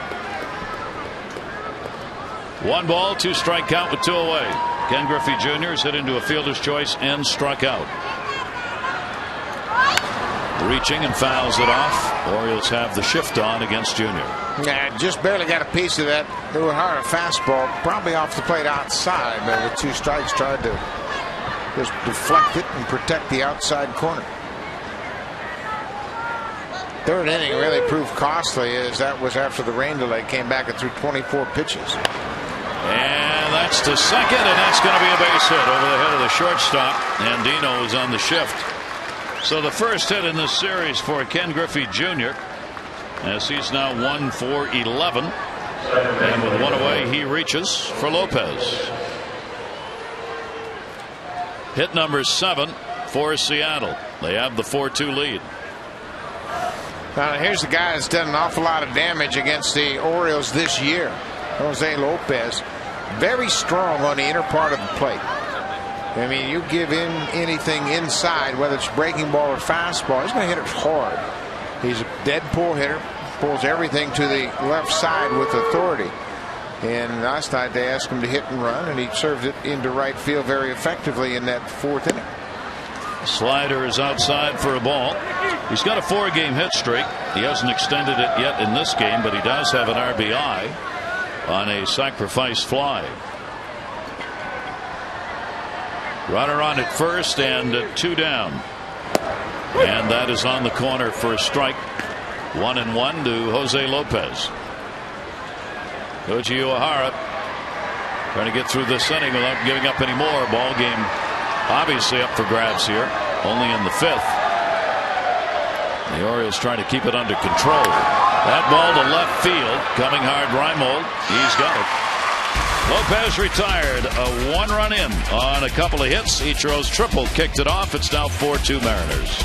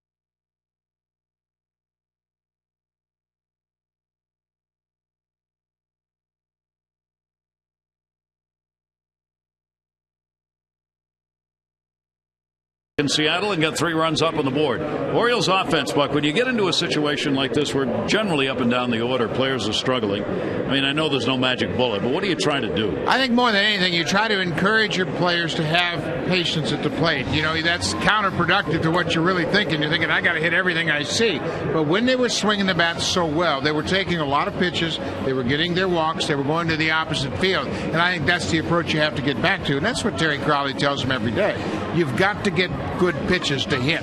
Very difficult to hit in the big leagues, and it's almost impossible to hit balls out of the strike zone. Is it harder to try and be patient against a pitcher who works as slowly as Garrett Olson does, or not? I think so. I think it sure does, because when you're in an up-tempo game where the guy's throwing a lot of strikes coming at you, you have a better chance to get into a rhythm. I think when you sit back and wait for Garrett Olson to get on the rubber, get a sign, throw the pitch, it takes a lot of time, and you probably have a little bit too much time to think at that point. Orioles have done real well here in their home yard this season. This is where the big differential has been batting-wise. Their average is almost 100 points different now between home and road. Yeah, and it's just a matter of timing, and they're going to have a good go-around here, too. Tonight, Adam Jones hit the ball hard a couple of times with not much to show for it, and that's all Terry Crowley's looking for right now.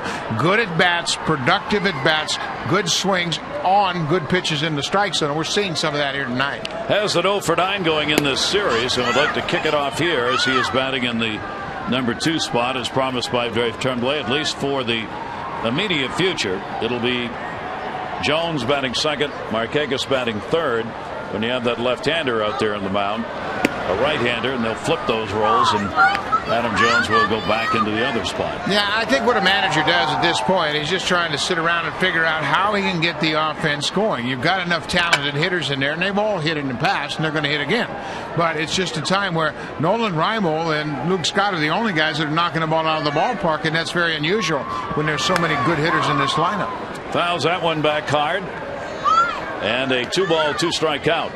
We'll say that Olson has come back after the rain delay and is throwing more strikes than he was, a more consistent basis than he did before the rain came. Yeah, and I think now with this 2-run lead, he can be a little more aggressive, but he's always been very deliberate. We've seen that when he pitched for the Orioles, a guy that takes a lot of time, wants to make sure he's in his delivery, and really has a very meticulous approach to pitching.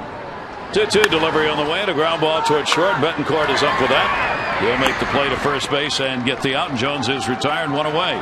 It's where you want to try and do it. You got the middle of the order coming up here in this inning. You'd like to get the offense started right Yeah, now. Especially with Jones, and now you got Luke Scott. And, you know, we talked to Luke Scott about his numbers against left-handers. He's hitting better against left-handers than he has in the past, and I asked him about that today.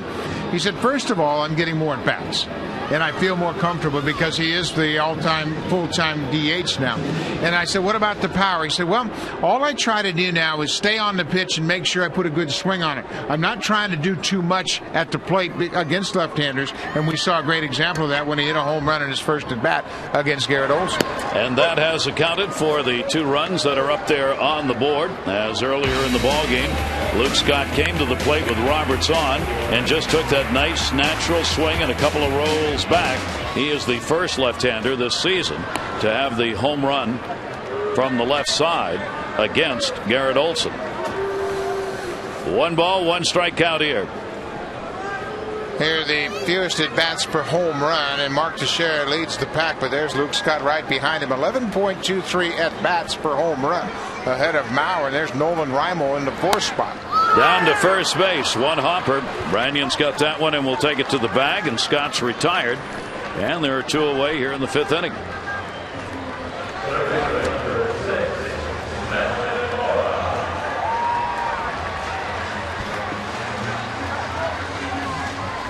Melvin Mora.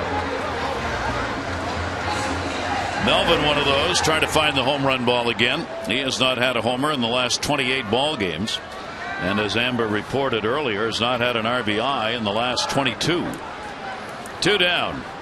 And he will take the pitch for a strike. He doubled, leading off his first at bat in the 1st inning. He has also flied out a couple of hits in 10 at bats in this series.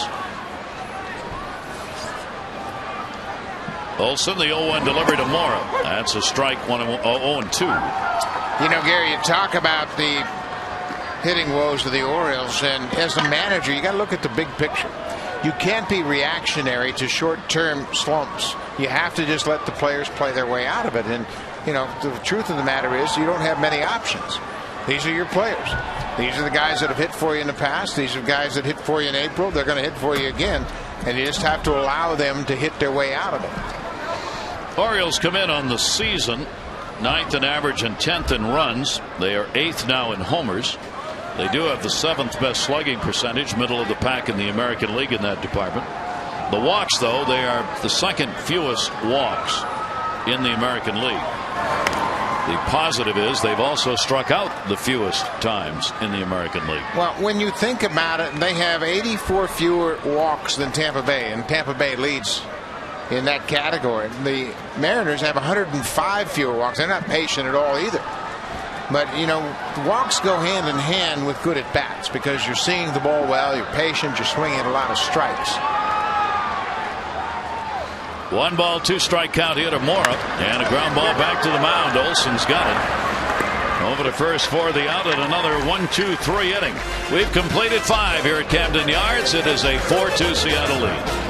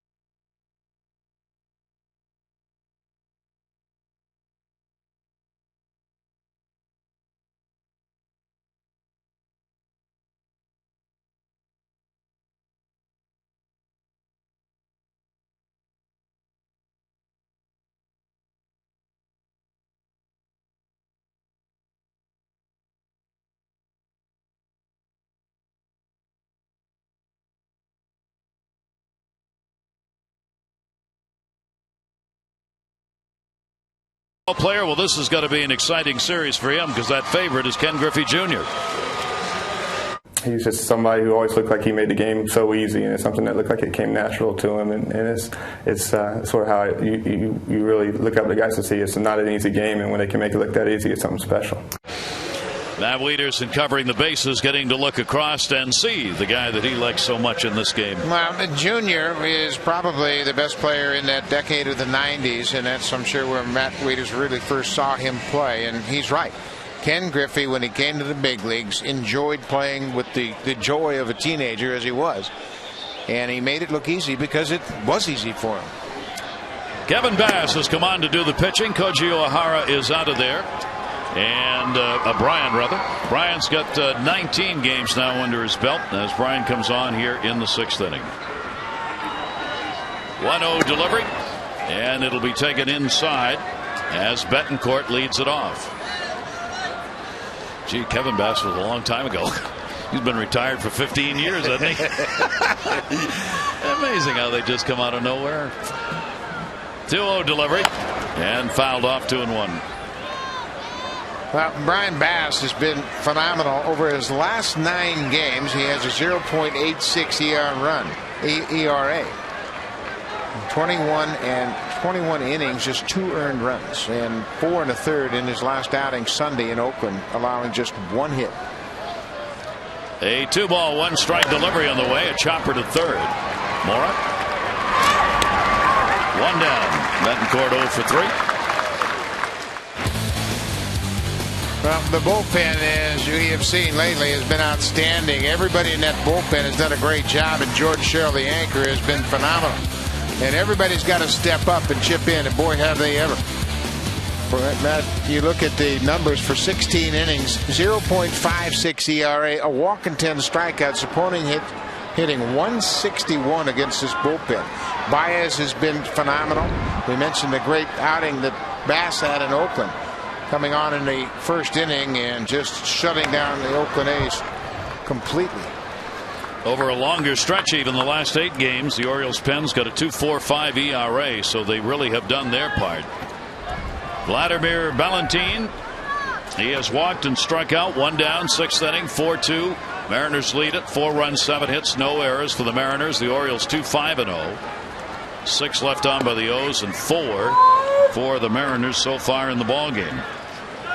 Valentin to be followed by Quiros, the bottom part of the order here in the final game of this 3-game set. Here's the 1-1, and the breaking ball will miss inside, probably a little high, and a 2-ball 1-strike count. Dakabokas up in the bullpen. Orioles had a couple of games in which they saw him pitch in Seattle. 2-1, 1 down.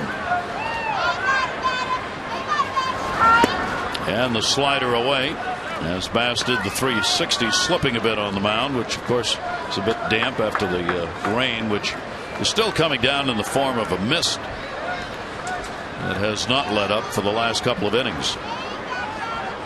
Garrett Olson has really sorted things out after giving up 2 runs in the 1st inning. He's put up 4 zeros after that and really thrown the ball well after the rain delay. That one will go to the backstop, and it is ball 4. And Valentin is on. That's the 2nd walk he has picked up in the ball game. The only 2 that the Oriole pitchers have surrendered. Koji Uehara coming off the DL, 4 runs on 7 hits over 5 innings. He walked 1 and struck out 3. Waited out a 27-minute rain delay, and that's when the Mariners got to him as they came back with a runner on and going after first pitches. Ichiro had a double. Branyan had a single. Beltre had a single. At the time the inning was over, 3 runs were in. A strike on the inside corner to Quiros.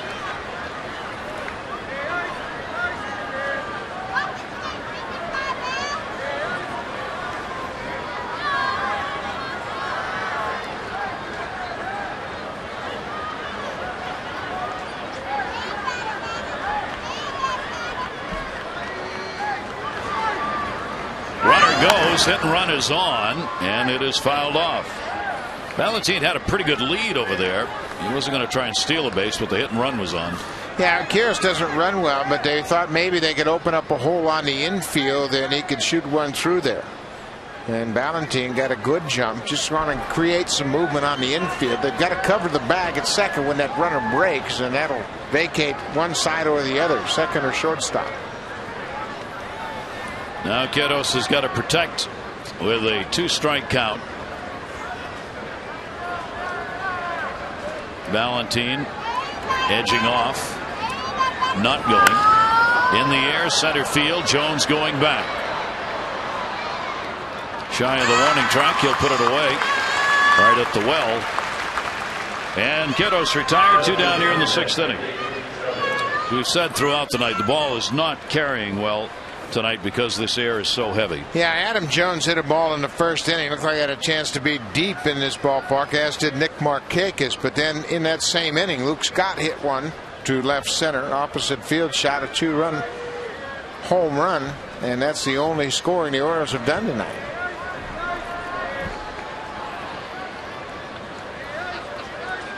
Number 9 hitter, Andy Chavez. And the pitch is outside for a ball. Runner at first now with 2 down. Chavez got a single in the 3rd. He was at the plate. He was on base, rather, when the rain delay came and would ultimately score. Also has grounded out. Chavez, a couple of hits in 9 at-bats in this series. Mora in at 3rd, since he will bunt if given a chance for a base hit. Takes that one, 2-0. Chavez had an 0 for 6 coming in before he picked up that base hit in his first at bat. Done a good job in the bottom part of the order here, hitting .268, starting in center in this ball game. And the fastball is away, 3-0. You don't want to turn it over to Ichiro. Now, you really hate to see Ichiro at the plate with runners in scoring position. I mean, he's not a big RBI guy, but you know he's going to put the bat on the ball. 3-0 count. Bass will have to challenge here, and missed it 4 in a row. So with 2 down, 2 on for Ichiro. Now let's take a look at Ichiro through Exmo's eyes. This is his first at bat. Hits it off the end of the bat, pops it up down the third base line, and would be caught. Here he hits a ball right on the button. It's a double off the fence in right field, and this one as well. Into the power alley in right center. That would go for a triple. He got the ball up in the zone. He squared up on it, hit it right on the barrel of the bat the last 2 swings. But he had to reach for that pitch in the 1st inning, down and away, got underneath it, and lifted it in the air down the third baseline in foul territory. Rick Kranitz comes out, pitching coach. Do have a word with Brian Bass. 2 on and 2 down, 2 walks in the inning. Valentin at second and Chavez on at first. And the league's leading hitter is up. Ichiro starting 9 points ahead of Kevin Youkilis for the league lead. Batting average started at .359 on the day. He's had a triple, a double, 2 for 3, and 2 runs scored in the ball game. Ichiro leads the league in hits now with 82, and will take the pitch for a strike. He also moves into a tie with Carl Crawford for multi-hit games at 26, followed by Adam Jones, who has 25. 1 strikeout on Ichiro. Bass trying to get out of a tough situation. You've got Ichiro up and runners on. Here's the 0-1. Getting to take a bad cut. 0-2.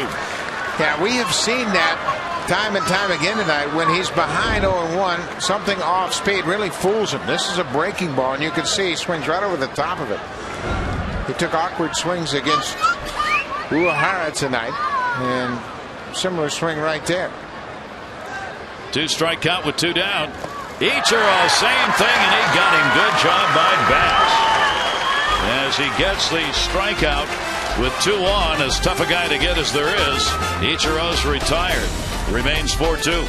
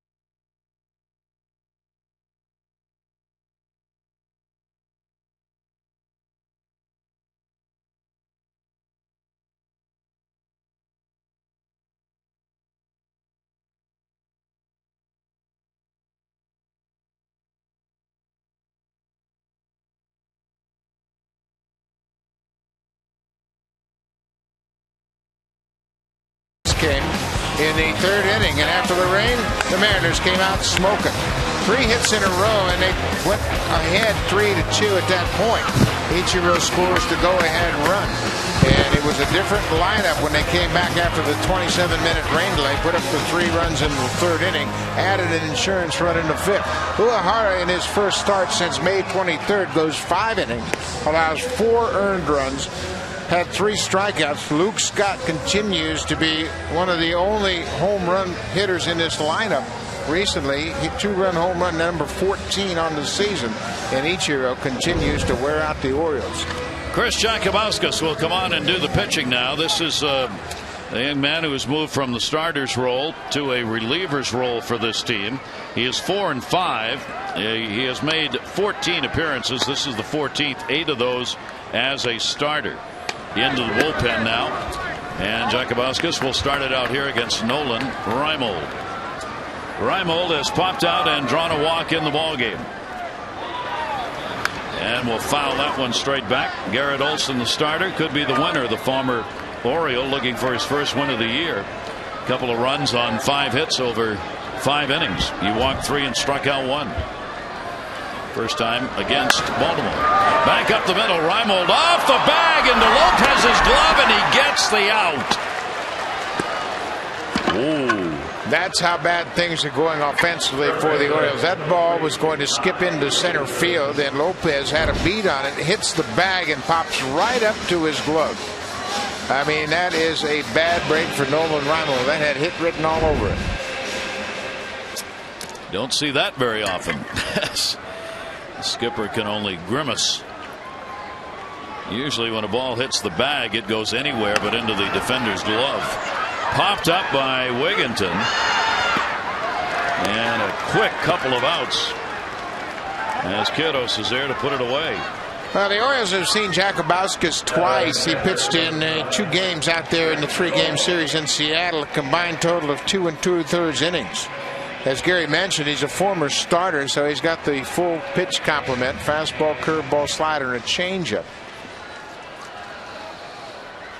Jakabauskas got a couple of quick outs.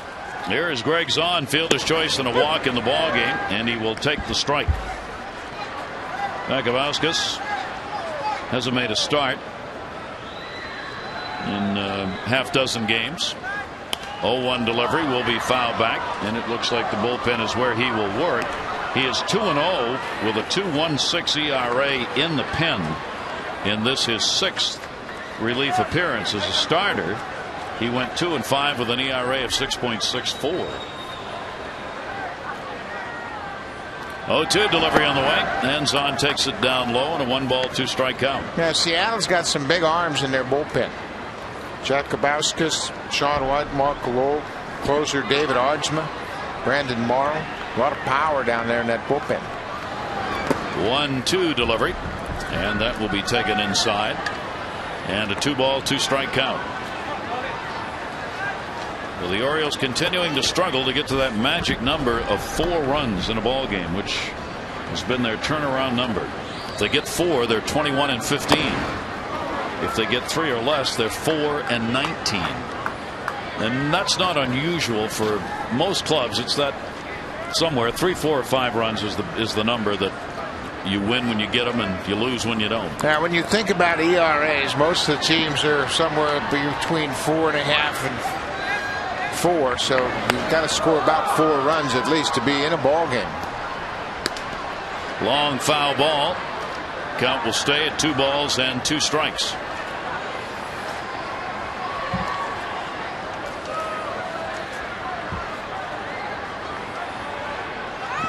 Bullpen for the Mariners ranks 2nd in the league in ERA and the fewest home runs allowed.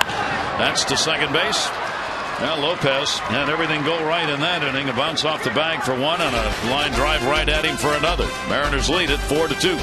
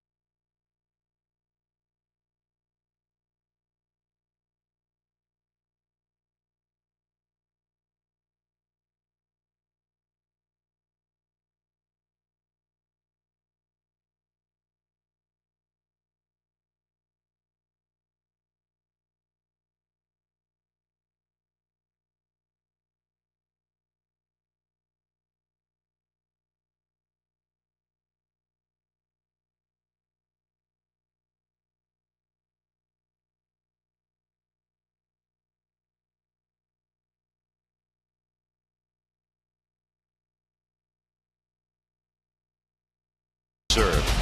The Navy, the Sea Branch, of course, of the Armed Forces, one of the 7 uniformed services of the U.S. And more than ever, U.S. Navy remains committed to supporting ground troops by deterring aggression, maintaining the freedom of the seas. And we celebrate the United States Navy.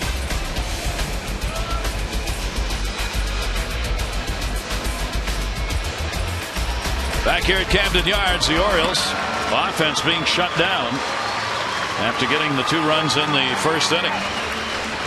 Ryan Bass will stay out. He'll work against 2, 3, 4 in the order due up. Branyan, Beltre, and Griffey. Russell Branyan has had a single, an RBI, sac fly RBI, so a couple of RBIs in the ball game for the first baseman.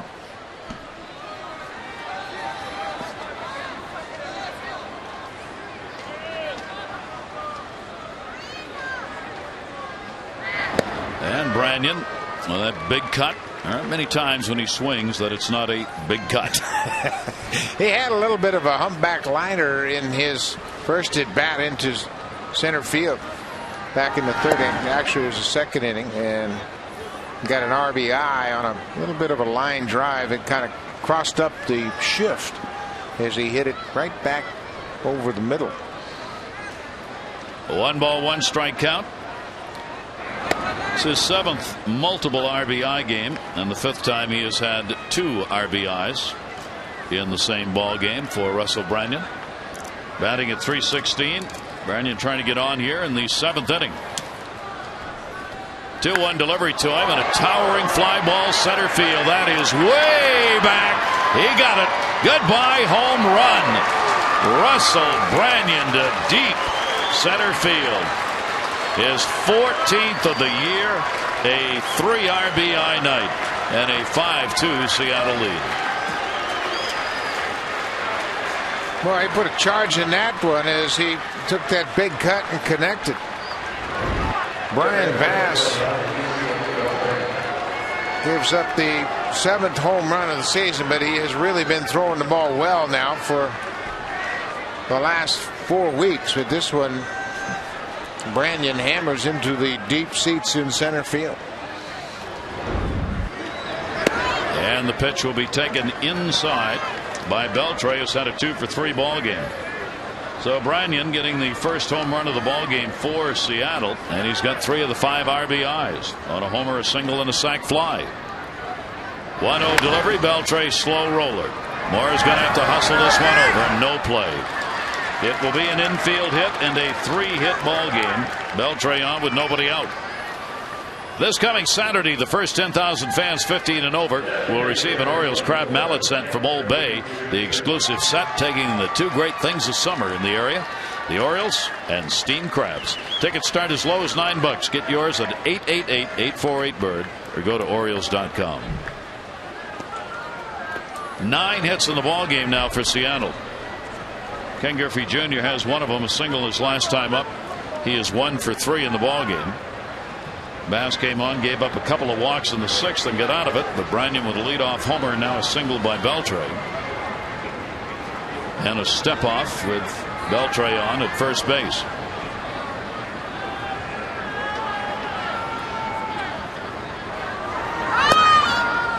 And Griffey will take the pitch outside for a ball.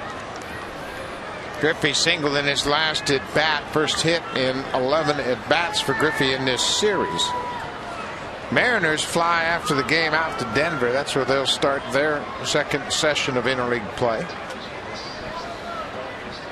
Then they'll go from Denver to San Diego to play the Padres. Quite a road trip. Yeah. Baltimore, Denver, San Diego. 1-0 delivery to Griffey. That's inside and low. Lifetime for the great veteran, a .313 lifetime average against the Orioles. He has had he's just 1 shy of 500 at bats in his career against the O's. He's hit 31 home runs versus the Orioles.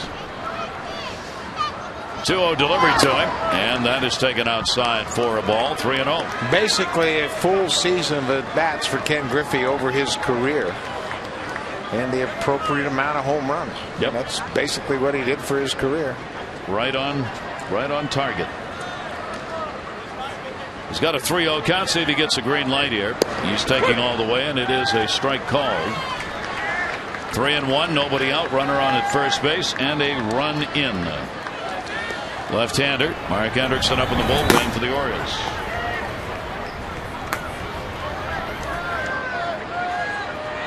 He's had 9 home runs in this ballpark in his career, and he's on with a walk. That is the 3rd walk surrendered by Bass, and now there are runners on at first and second, and still nobody out here in the 7th inning with Lopez coming up. Seattle has threatened a couple of times in the game to kind of blow it open a little. The home run certainly by Branyan helped to make it 5-2. Orioles in 3 separate innings have threatened to get right back into it and get a lead and haven't been able to do it. Strike taken with a slider. Lopez sac fly RBI, otherwise 0 for 2 and a couple of fly balls to left field. 36 RBI now for Lopez, and that's a pretty good bat to have behind Junior Griffey. He's been a very productive second baseman. He's .327 with runners in scoring position, which is one of the better averages on this Seattle team. In fact, right now it's the best on this ball club. Lopez has runners on at first and second with nobody out. Infield looking for the double play ground ball. 0-2 delivery on the way outside. 1-2.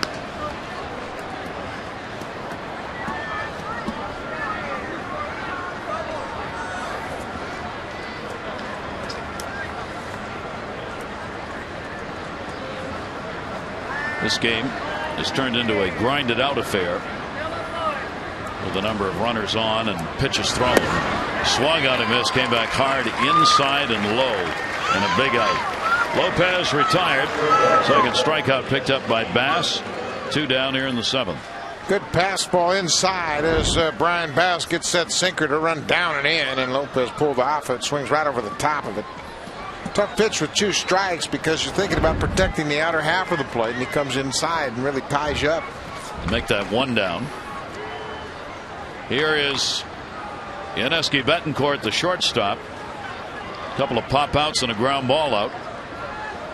Hitting .239. That one to center field, driving Jones back. It's over his head. That's going to carry.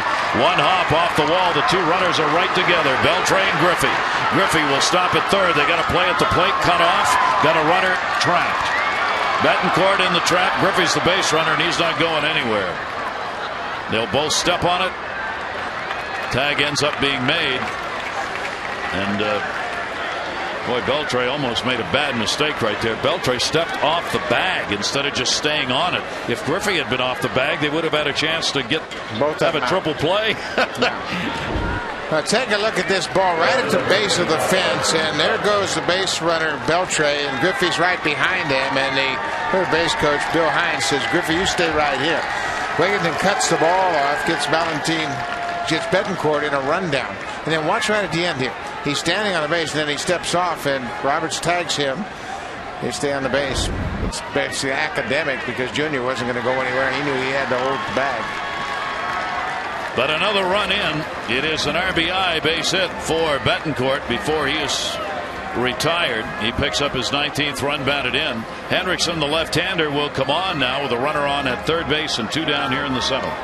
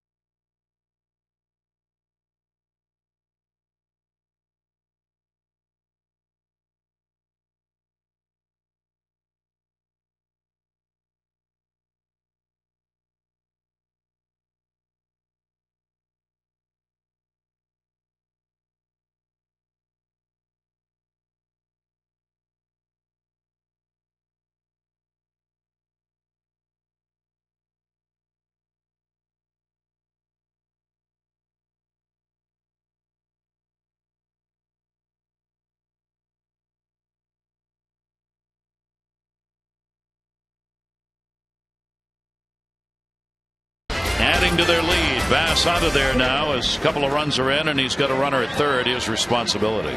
Mark Hendrickson will try to pick him up here and save that base runner at third base. It's a 6-2 ball game now with 2 down here in the top of the 7th.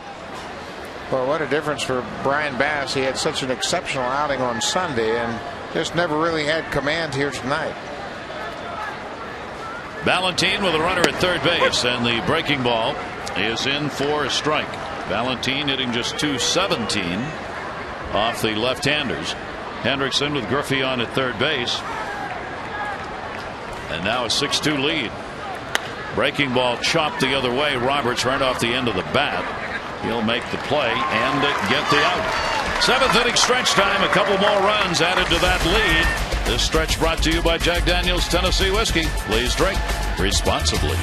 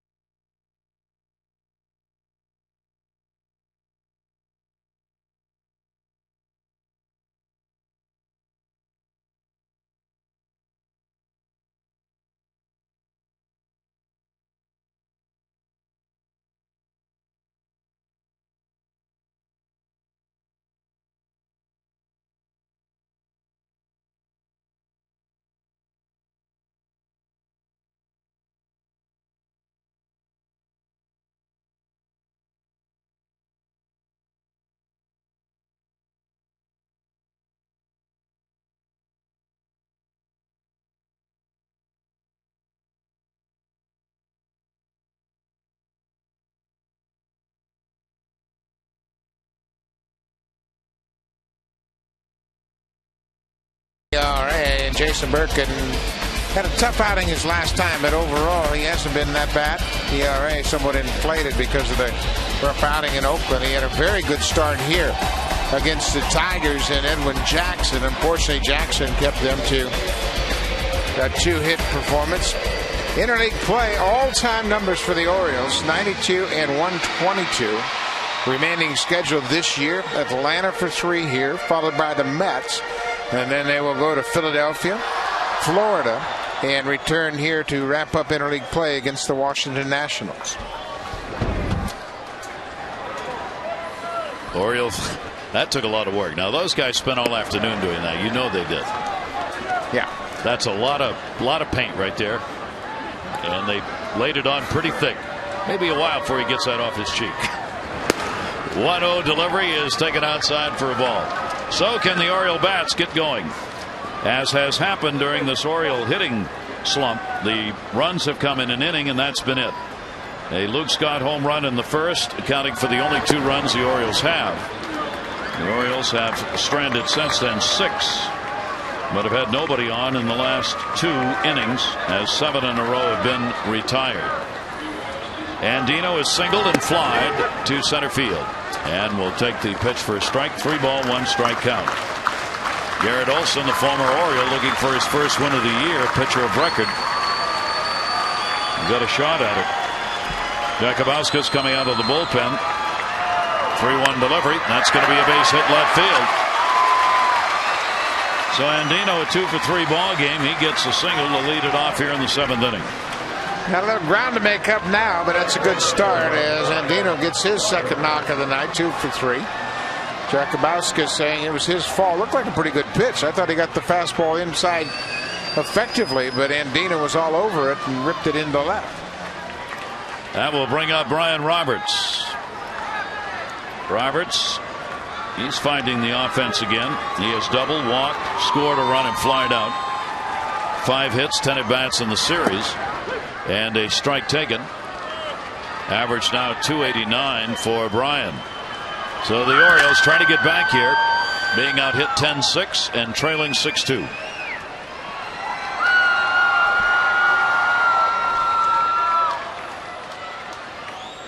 Bullpen being talked to, but nobody throwing out there for Seattle yet. Breaking ball will miss inside. Roberts will take it on a 1-1 strike count.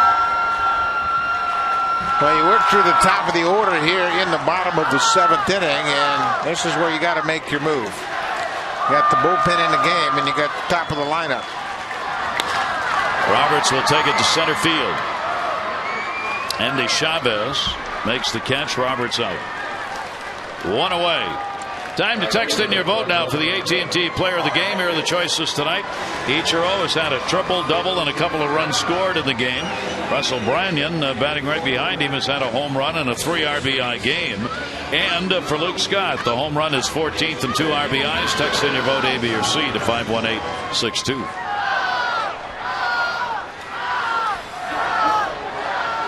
One down, Nick Markakis. Been a tough night for Nick. He's 0 for 3. A couple of fly ball outs and a pop out. Tough part's been every time he's come up, he's had runners on.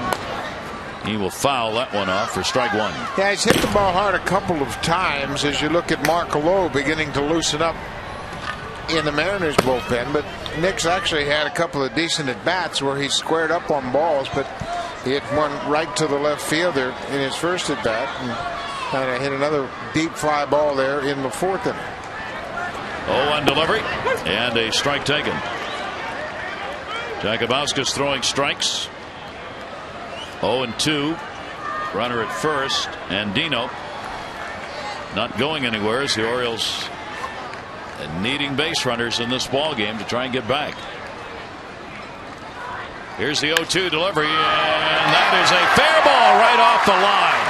And Dino heading to third. Valentin over to get it. They'll hold him up. It'll be a double.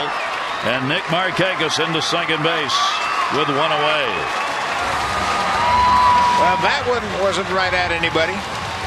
Just down the left field line, right on the foul line. Jim Wolf gives a good look at it, sees it hits in fair territory, and Dino has to stop at third.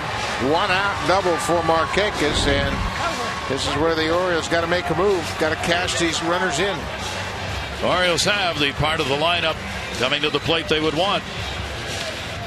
Jerry Adair again will make the trip. The pitching coach, Rick Adair rather, out to the mound to talk here.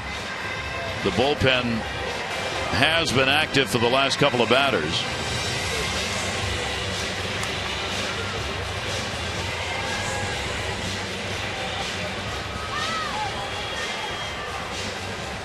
Brian O'Neill talking things over with Adam Jones here. Adair had delivered his message.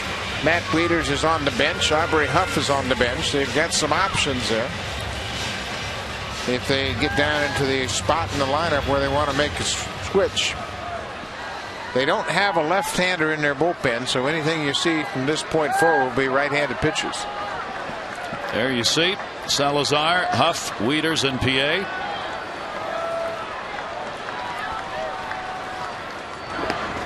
Big cut. Jones hitting third, is flying out twice and grounded out. Still does not have a hit in this series. 0 for 10.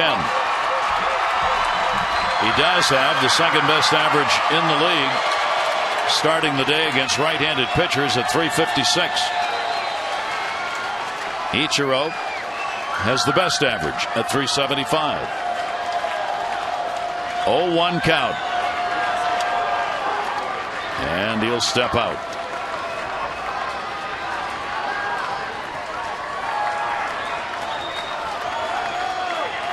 Two in scoring position. Base hit. The Orioles get right back into the ball game, trailing 6-2.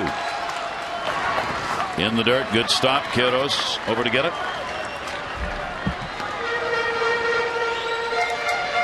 And Dino, the lead runner, started the inning out with a single, and then with one down, Nick Markakis delivered the two-bagger. He is on at second base. Chavez in center, plays Jones a bit to right. A tremendous gap in left center field. Big hole there. And the outfield very deep. Strike taken on the outside corner. 1-2. Yeah, they had switched around to the opposite side of center field against the right-handed pitcher, Jakubowskis. There you see Endy Chavez just a couple of steps on the right side of center against the left-hander, Garrett Olson. He was on the other side, expecting Jones to hit the ball more to the pull side of the diamond. Jakubowskis with a 1-2 count. Jones gets away. That will score a run. Easily to the plate is Andino on a wild pitch, and moving up to third is Markakis, and it is now a 6-3 game. Take him any way you can get him right now. And that's the start. Breaking ball in the dirt as the ball scoots away from Quiros, goes up to first base sign, and Adam Jones helping out Andino. Slides across without a play. The fourth wild pitch by Jakubowskis this season. Markakis at third now with one away, and a 2-ball, 2-strike count on Adam Jones.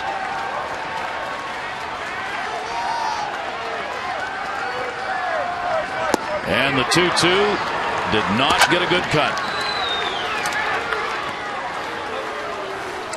Well, the Mariners have pitched Adam very tough in this series. And take a look at the sequence of pitches. A curveball for strike one. Second curveball misses. Fastball right at the bottom of the zone, 1 and 2. There's the wild pitch. Curveball in the dirt, and right there, Adam chases that ball down in the zone. Another good fastball from Jakubowskis. Now there are 2 down, and Luke Scott, his home run in the first inning, good for 2 RBIs.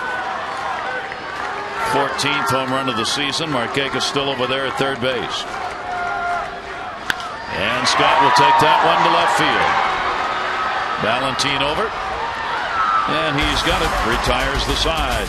1 run, 2 hits, no errors, and 1 left on. 6-3 Seattle.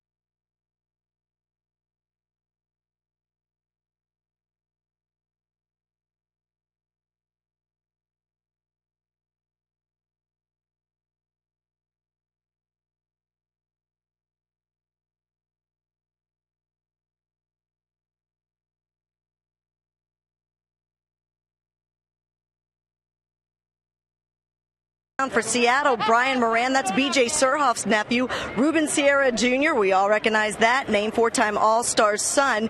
And Lance Durham, that's Leon Bull Durham's son, was taken by the Reds in the 14th round. Former Oriole Harold Baines' son, Harold Baines Jr., was taken from McDaniel College. So, and look right there, Carl Yastrzemski, his grandson was taken, Mike Yastrzemski, by the Boston Red Sox. Gary? Familiar names picked up by ball clubs, oftentimes as a favor to the former player, sometimes not, but oftentimes at the end of drafts they're picking players who they don't expect to make it, and they'll do favors just so a kid can get drafted. Yeah, how tough is it to be Mike Yastrzemski in the Boston Red Sox organization? Wow. Leadoff single picked up by Quiros. Mark Hendrickson stays on in relief. He got the final out in the 7th inning. Bass gave up a couple of runs, 3 hits in an inning and 2/3. Uehara 4 runs, 7 hits over 5. Now Hendrickson. Chavez with a runner at first, nobody out. Mora moves in at third. And the pitch is taken inside for a ball. Chavez a single, 1 for 2, and a walk in the game. And the Mariners have hit the 11 hit mark in this game. 6 runs on 11 hits for Seattle.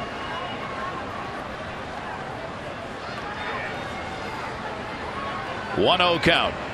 Andy Chavez, ground ball. Taylor made 2, 1, 2.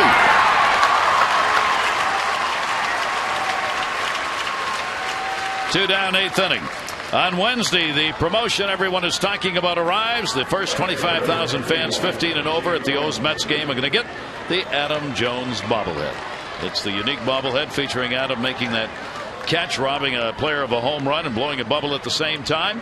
Bound to be a collector's item. We hope you'll be here for it. 888-848-BIRD, Orioles.com. 2 away. Here's Ichiro. Triple double, 2 runs scored. Has struck out and popped out. Has a 5-game hit streak going. And continues to lead the league with that .361 batting average. And Hendrickson outside to him. Ichiro has had a hit at least 1 hit in 37 of 39 games. Castillo in the pen. Overall, he's hit in 46 of 51 games. Almost impossible to keep off the base paths. And certainly so for the Orioles, the all-time leading hitter against Baltimore, with that .371 batting average. The others are Marty Barrett, Carlos Guillen, Jason Bartlett, and Vladimir Guerrero. The top 5 averages against the Orioles all time. Marty Barrett.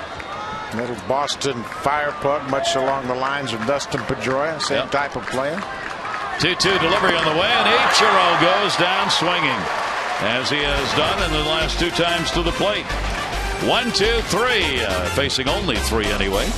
M's up.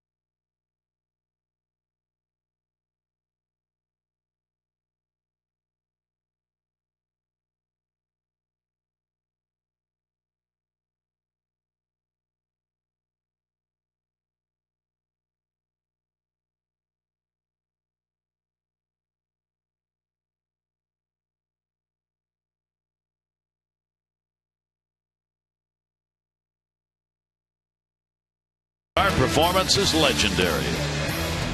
So is that of Robin Roberts. On this date, 1962, the future Hall of Famer got his first win for the Orioles, 5-3 against the Yankees. Robin Roberts would go on to a 286 win career, a 3.41 career earned run average, an amazing 305 complete games with 45 shutouts. Wow, 305 complete games. But Mark Lowe comes on here to work the 8th inning after Chris Jakubauskas worked 2 innings, gave up a run on 2 hits. Another one of these power arms out of the bullpen for Don Wakamatsu and the Seattle Mariners. Boy, they got a good bullpen. Even though they don't have a left-hander out there, they've got guys that can shut down left-handed hitting lineups as well. And Melvin Mora will be leading it off in the bottom half of the 8th inning. Mora's 1 for 3 in the ball game, a double that came in the first inning. Lowe, the right-hander, is not allowed to run in his last 6 outings, covering 6 innings. Seems as though most of these bullpen members of Seattle have those kinds of numbers of late. 1-0 pitch tomorrow, a fastball that is in there for a strike. 96 with the 4-seamer. He'll also throw a 2-seam fastball, a slider, and a changeup. We mentioned they've got some big arms coming out of the bullpen, firing at you late. We saw David Aardsma last night. He closed out the game, picked up the save for Aardsma. Worked an inning and struck out a batter, had a 1-2-3 ninth inning. Mora hitting at 260 as a 1-1. Ichiro will head towards the stands and run out of room. 1 ball, 2 strike count on Melvin Mora. Right now, the Mariners are trying to continue a streak. In the last 8 games, not counting this one, they have not allowed more than 4 runs in a ball game. 4 or fewer in the last 8, and they're trying to make it 9 here in this one. Here's the 1-2 delivery. Mora hard to second base. Lopez will make the play. 1 down. That's a pretty impressive streak. You can hold American League clubs down to 4 runs or less, and they have done a heck of a job. And they had a streak of 2-run games just snapped as they had that streak capped off at 6 games. 1 away here, and that'll bring up Nolan Reimold, 0 for 2 and a walk in the ball game. And the fastball will be taken up high. Reimold at 274.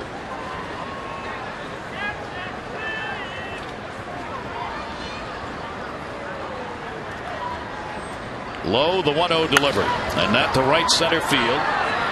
Andy Chavez and Ichiro has it. Reimold retired, 2 down here in the 8th. Well, it's difficult to get a ball in the gap against this outfield, especially when Gutierrez is in center field, Ichiro are in right. They've got a lot of speed and cover a lot of ground. 2 down, nobody on. Ty Wigginton coming up has had a single, struck out and popped out. Wigginton hitting at 223. Seattle trying to take this rubber match. These 2 teams playing 6 times over an 11-day span as the Orioles played them on the road trip. Then the Orioles are going to turn around and be heading back out there to take this ball club on one more time. July 6, 7, and 8. 1-0 delivery on the way. Foul back, 1-1. Yeah, Seattle's kind of in an interesting situation when you look at their team, and there's a few guys that you'd think, well, they might trade them. Eric Bedard's top of the list. Jared Washburn, another guy. Adrian Beltre, their 3rd baseman, all free agents at the end of this year. But, you know, they are on the borderline of being in contention in the AL West. Wigginton will pop that one up. Ichiro again will move in. And he's got it. So Lowe comes on and retires the side in order. We go to the 9th inning. The Mariners lead it by 3.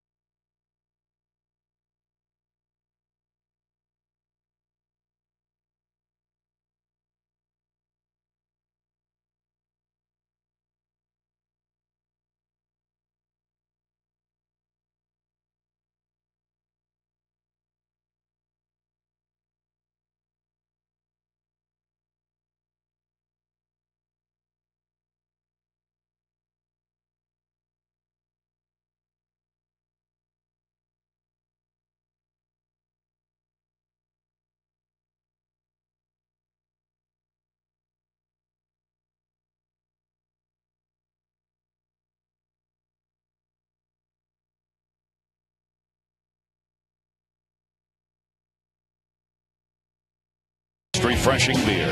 Russell Branyan leading off the 7th inning, squares up on a Brian Bass fastball out over the plate, right on the barrel of the bat, and he connects. Watch Bass's reaction. No reason to look at that one. Branyan's 14th home run goes 450 feet, tied for the 6th longest ever hit in this ballpark. Yep, that was a no-doubter. Alberto Castillo will make his second appearance since being recalled from the Norfolk Tides. He worked during the road trip in Oakland on Friday, had a scoreless inning with the Tides. He was 1-0, 2 saves, 3.09 ERA. Had worked 23 innings in 24 games for Norfolk. So the left-hander Castillo on for Hendrickson, who gave up 1 hit, had 1 strikeout in an inning and a third. Castillo working to Russell Branyan. Branyan, Beltre, and Griffey are due up. Top of the order, big time tonight against the Orioles, and Branyan part of it. 3 RBI game, 14th home run, sac fly, and an RBI single, 2 runs scored. Yeah, you look at the top 2 guys in the order, they have scored 4 of the runs, and Branyan's driven in 3 of them. And Branyan pops that one up, shallow center. Jones drifting over the left a bit and puts it away. Branyan retired, 1 away here in the 9th inning. David Hartsmuck came on and got his 10th save in the ball game last night, and may get another one. Beltre, he's had a 3-hit ball game, 1 RBI, 1 run scored, 3 singles for Beltre in the game. Castillo will take it inside for a ball. You see the effect of Rick Kranitz when you watch Castillo's positioning on the rubber. Up and down the organization, Kranitz has moved these pitchers, if they weren't there before, especially the lefties, to that third base side in order to get a better angle against the right-handers. He's had discussions with all of the pitching coaches throughout the organization to get that done. 2-0 count. And that will be way up high and falls behind 3-0. Yeah, it's important for a guy like Castillo, whose ball runs away from right-handed hitters, to get on that third base side. It gives you a better opportunity to start the ball in the strike zone. Way off on that one, 4 in a row out, and he will surrender the walk to Beltre with Griffey coming up. 1 down, 1 on here in the ninth. Orioles have the series of baseball camps coming up designed for boys and girls ages 7 to 16. Each camp will feature a 4-day instructional program with player appearances by a current and former Oriole. There will be professional instructors, autograph and photo opportunities, daily lunch, giveaways, and complimentary O's tickets. You can go to Orioles.com, click on Fan Forum to register or find out more about the Orioles baseball summer camps. Ken Griffey Jr. A single and a walk. Last 2 times up, and he's 1 for 3 in the ballgame. Runner on at first base, 1 down. Castillo, the 4th pitcher used. Koji Uehara, the pitcher of record, the starter. 4 runs, 7 hits over 5. Shallow left. Mora, the third baseman, the only infielder. Look out. That falls in. Mora was on the shift and was way over towards second base, and Reimold coming on, and Mora limping away from the non-collision, but a quick stop. Well, I think what he did was he jammed his hand against the body of Nolan Reimold. Watch how they converge here, and then he tries to brace himself, and you can see he jammed his fingers into the chest of Nolan Reimold. Reimold begins to slip, and there's the extension of the hand, and it caught up against the body of Reimold, and then his fingers back. So against the shift, Griffey will get a single, 2 hits in the ball game. Runners at first and second. Still only 1 away, and here is Lopez. RBI and a sac fly, otherwise 0 for 3 in the game. Takes the pitch away for a ball, but here's a final chance for Lopez to put the proverbial nail in the piece of wood. As he said, the big series with 5 runs batted in, a couple of home runs. 1-0 delivery. Takes that one in the air to left center off the end of the bat. Jones calls for it. Runners halfway will go back. 2 down. That's what John Shelby wants to see from his center field. There is Adam Jones taking full command. Catch everything you can get to. And John's done a heck of a job of working with Adam Jones and trying to really give him all the intricacies of playing defense in the big leagues. And he has really made some dramatic improvements. Once he got over the hamstring problems, boy, he has ranged far and wide to make great plays in the outfield. 2 down here. Betancourt up an RBI single, 1 for 4. John Shelby also having to put in a lot of time with Reimold in left field, and wants to, and so does Nolan Reimold, because he's having to learn left field after playing center. So he's out taking extra fly balls and angles and bases to throw to. Good tailing away pitch by Castillo, and quickly an 0-2 count.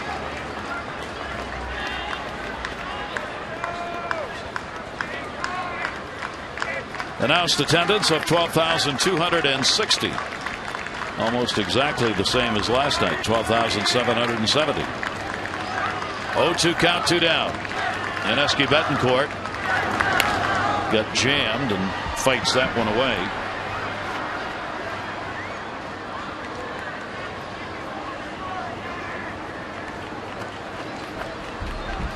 Seattle team has just worked away at it tonight.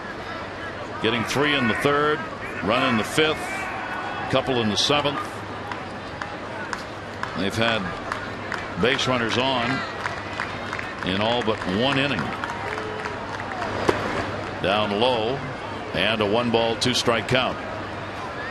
Atlanta Braves in tomorrow night to start the 3-game set over the weekend, Friday, Saturday night, and Sunday afternoon. Braves losing to Pittsburgh today, so they're having dinner in Baltimore. Hello, Bobby, wherever you are. Here's the 1-2 delivery. That one looped in the air, left center field. Jones again getting over, and he will put it away. No runs on 1 hit, no errors. 2 are left on base. The Orioles down by 3. We'll try and get it back in the bottom of the 9th.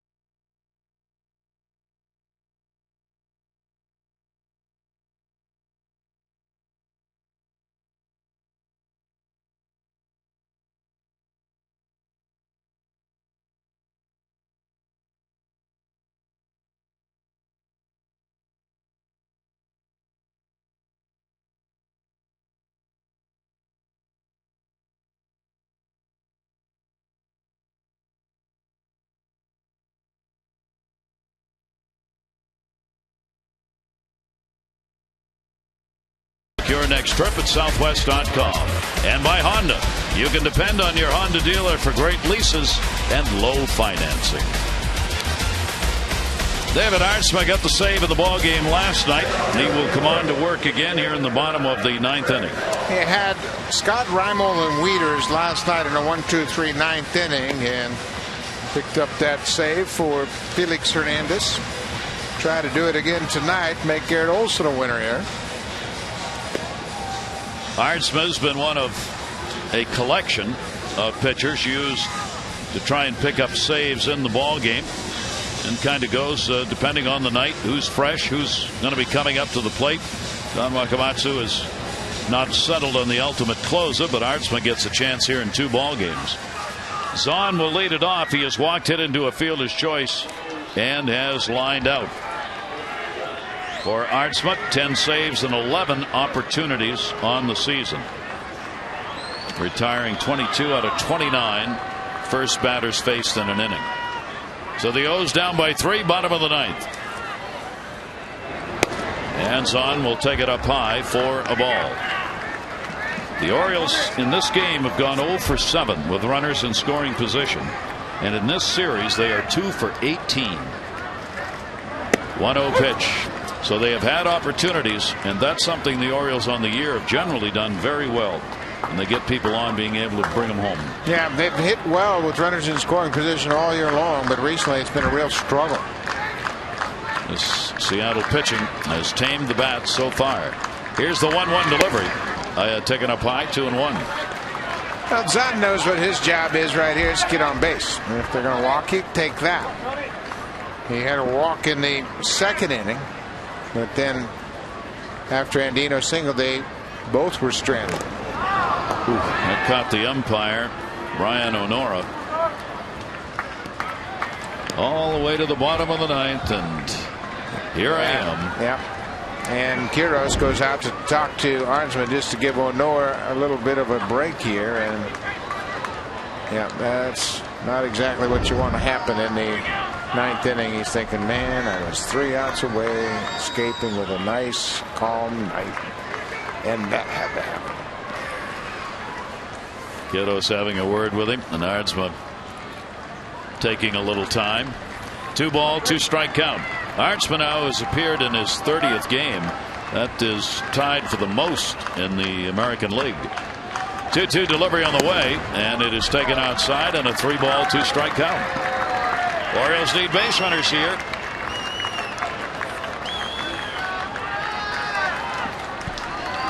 Andino waiting on deck, and then Roberts at the top of the order. 3-2 delivery. Arnsma comes right back with a heater, gets the strikeout, 1 away. Check in on your voting for the AT&T player of the game. Right now, Luke Scott on top with the 2 RBI homer that came in the 1st inning. Ichiro and Branyan. You can still text in your vote, A, B, or C, to 51862. The final results on O's Extra on the postgame show. 1 down, bottom of the 9th. Andino has singled a couple of times. Last time he scored on a wild pitch. And a strike taken. Seattle victory would put them up in the season series 4-2.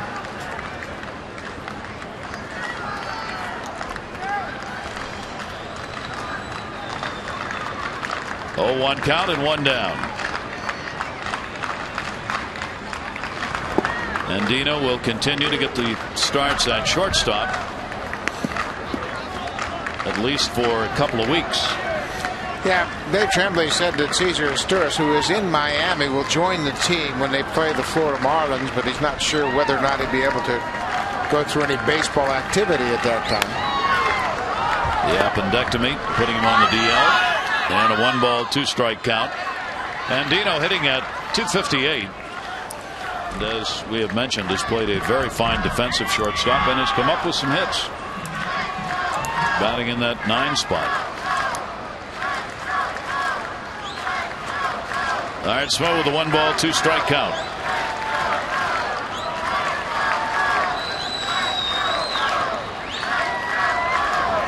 Up high. Did he go? No. The irony of this one for the Orioles, not a pleasant one, is that Garrett Olson, the former Oriole, working as a substitute starter without a win this year, could get his first against the O's in this game. 2 runs, 5 hits over 5 innings. That one will be fouled back, and it holds the count at 2-2. Now, Olson was much better after that rain delay. He was much more aggressive and came back and threw strikes. And after that 3rd inning rain delay, the Mariners gave him a lead, and he took advantage of that. Gave up a 2-run home run to Luke Scott in the 1st, and after that settled in very nicely and pitched a nice 5-inning outing. 2-2. Andino fouls it off again. The big moment in this ball game may well have been when it started raining, which was in the third inning. And Chavez had let it off with a single, and Ichiro was up. 27-minute delay, and then Seattle came back. Suzuki went after the first pitch, and Ichiro got a double. Russell Brandon went after the first pitch, got an RBI single. Beltre followed with an RBI base hit. They just came out swinging against Koji Uehara and got the lead and have not given it up. Yeah, it's almost like they had a team meeting during the rain delay and said, okay, he's going to throw his first pitch strikes. Let's get on him. And they did. They did.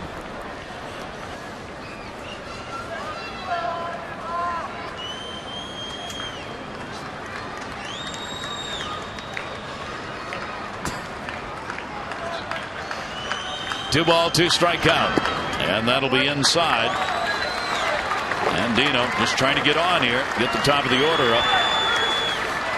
3 ball, 2 strike count. Art Smith shown in these situations, he just rears back and brings it.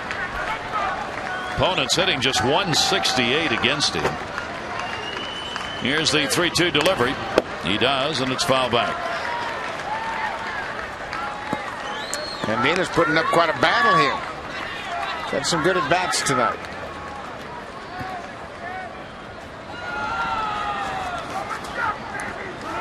Archman with that big fastball throws a slider and those splits hard, much like the same split that Danny Baez throws. Here's the 3-2 delivery. That's what he does. So he's got 2 strikeouts, challenging hitters after going deep into the count. 2 down. 2 strikes after putting up a big battle. Andino tries to get on top of that high fastball. Watch where the ball is. With 2 strikes, he's shortened up, trying to be quick, and that ball beat him. He swung underneath it, and he was late. So Seattle 1 out away from picking up the victory. Brian Roberts, a double. He has walked, scored a run.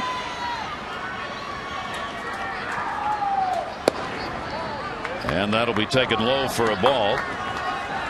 Brian hitting at .288 right now. The only RBIs for the O's, Luke Scott's home run. The other run came in a wild pitch. Roberts was on when Scott hit the homer in the first inning. And a towering fly ball to right. Ichiro is there. And this one is in the books, and Seattle wins it by a score of 6-3. And as a result, they take 2 out of 3 in this series, and Garrett